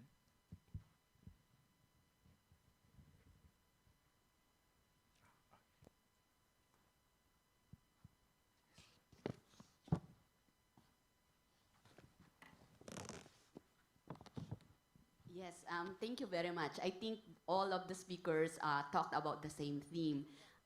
But my understanding is most of this that we are doing is for the current teachers. So mainly upskilling. But for this, the high-tech, the coding, you know, the new delivery, I'm just wondering, especially SEAMEO centers, what are we doing at the pre-service? Because most of this, you know, the relatively younger ones are more comfortable using the new technology. So, and they will be the one who will be, you know, teaching in the future because they are the pre-service. What are we doing for those pre-service? Yeah, we are also thinking the same, actually, Dr. Maha, yeah. So that's why since we think that this computational thinking skills is really fundamental, yeah. So we need to target, yeah, both, yeah, to the current teachers and also to the pre-service teachers, yeah. So that's why during our SEAMEO CPRN symposium, yeah. So SEAMEO actually hosts also a side event meetings, yeah, and we invite the Indonesian university who have a teachers training program to join, yeah. But we want them to involve in the, let's do research first, yeah. So what do you think? So make them reflect, yeah. Yeah, is it important, yeah, for them, yeah, and then, yeah, attract them to be part of the experts, yeah, to develop more, yeah. So as you can see that the guidebook, yeah, we don't have certain funding to support it, yeah. It's just the expert from the Tsukuba and also from the Chile, and then we are using our own support from the centers, yeah, but you know, we can make it, yeah, and then you know how it will be disseminated, yeah, to each country. It's really depend on us, yeah. So we will welcome you also to join directly, yeah, and then let's create the community, yeah, for our K-12 teachers and also for pre-service teachers, yeah. Let me add on that part. When we do the workshop for the Philippines together with the European University, right? And at that moment, they bring the pre-service teacher to observe. So at that time, we have in-service teacher and pre-service teacher. So the survey from the Philippines, even though it will be like a small group, but we also have those kind of the pre-service teacher. And I also did check it with myself, with them, is they're familiar with the national curriculum. And then they're also learning something, and then they can say, oh, this is quite useful for the national curriculum, and we can also merge or apply somehow, something like that. I think this might be a starting point that we can go through either in-service teacher or pre-service teacher. And Tsukuba itself also have the online course that they also share with pre-service teacher in Japan and other countries. So if you would like to see the detail, it can be also in the link of Tsukuba University, yes. I think we can also share in our website or other part, yeah. Rexam team, Do you have any, Dr. Bulan also? Yes.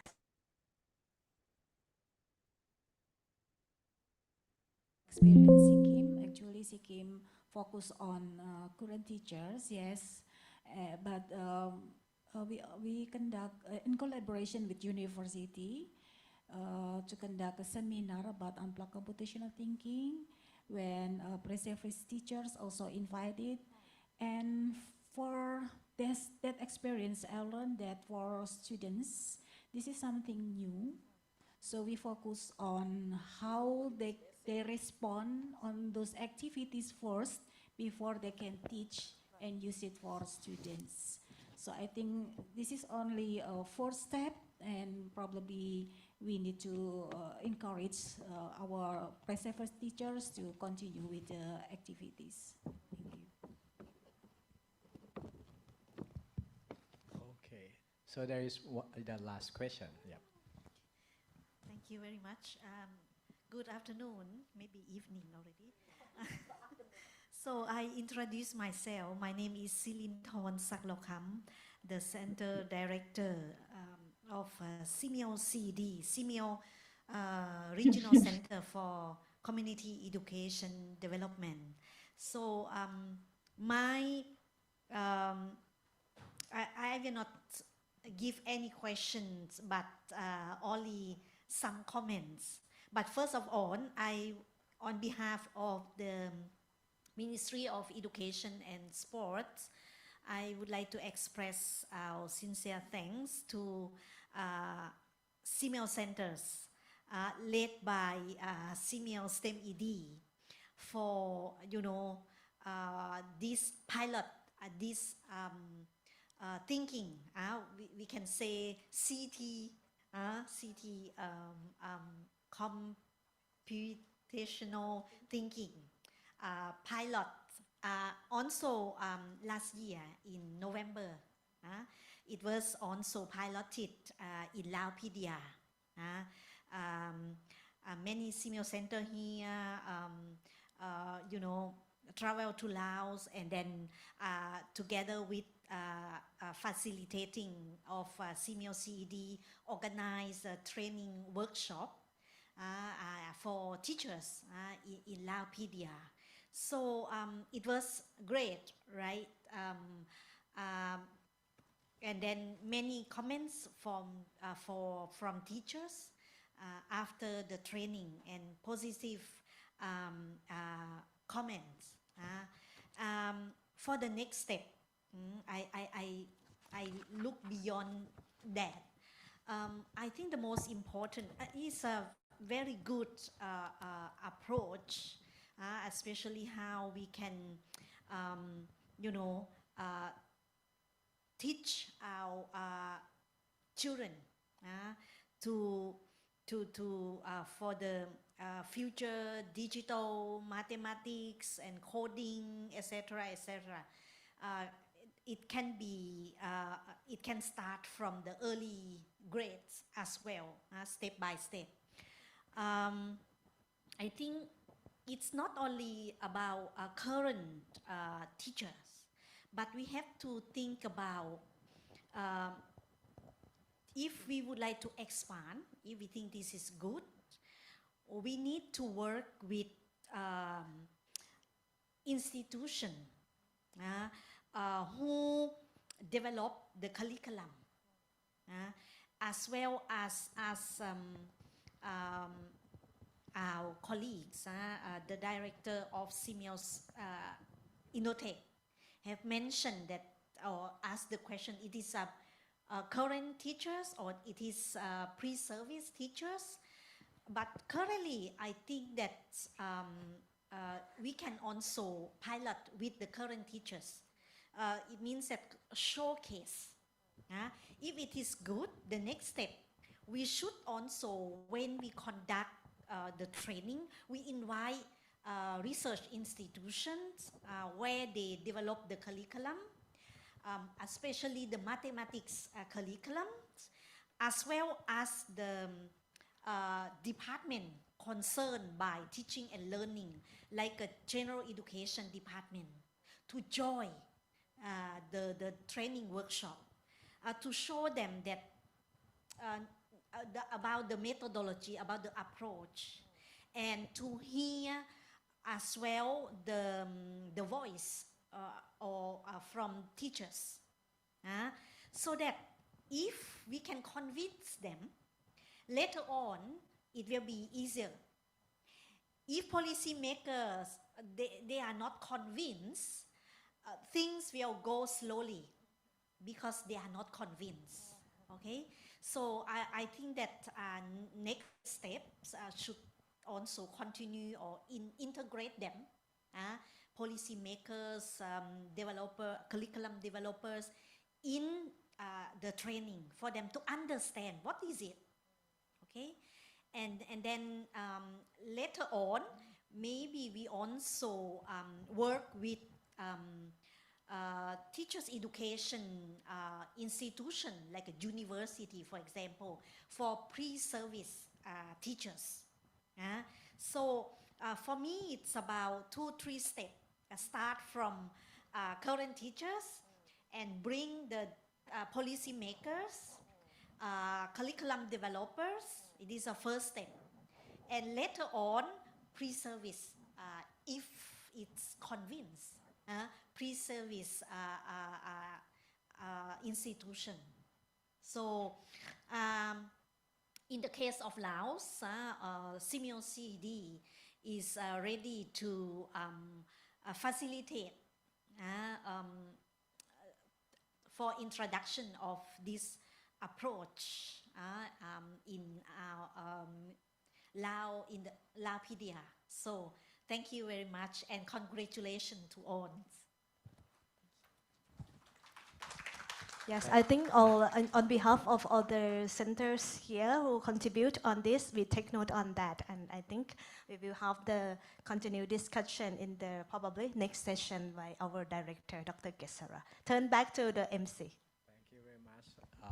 So before we move to our final on-site segment, may I take this moment to thank you for our online participants who join us through Zoom and our YouTube live channel. So before we leave this session, please kindly do the evaluation form that's showing on the screen just right now. And we would like to thank you everyone who joining us online, and thank you very much. So we will continue for on-site session after this. So thank you very much and wish you enjoy, and follow us on our YouTube or our social media posts. So have a great time. Thank you very much. So we will now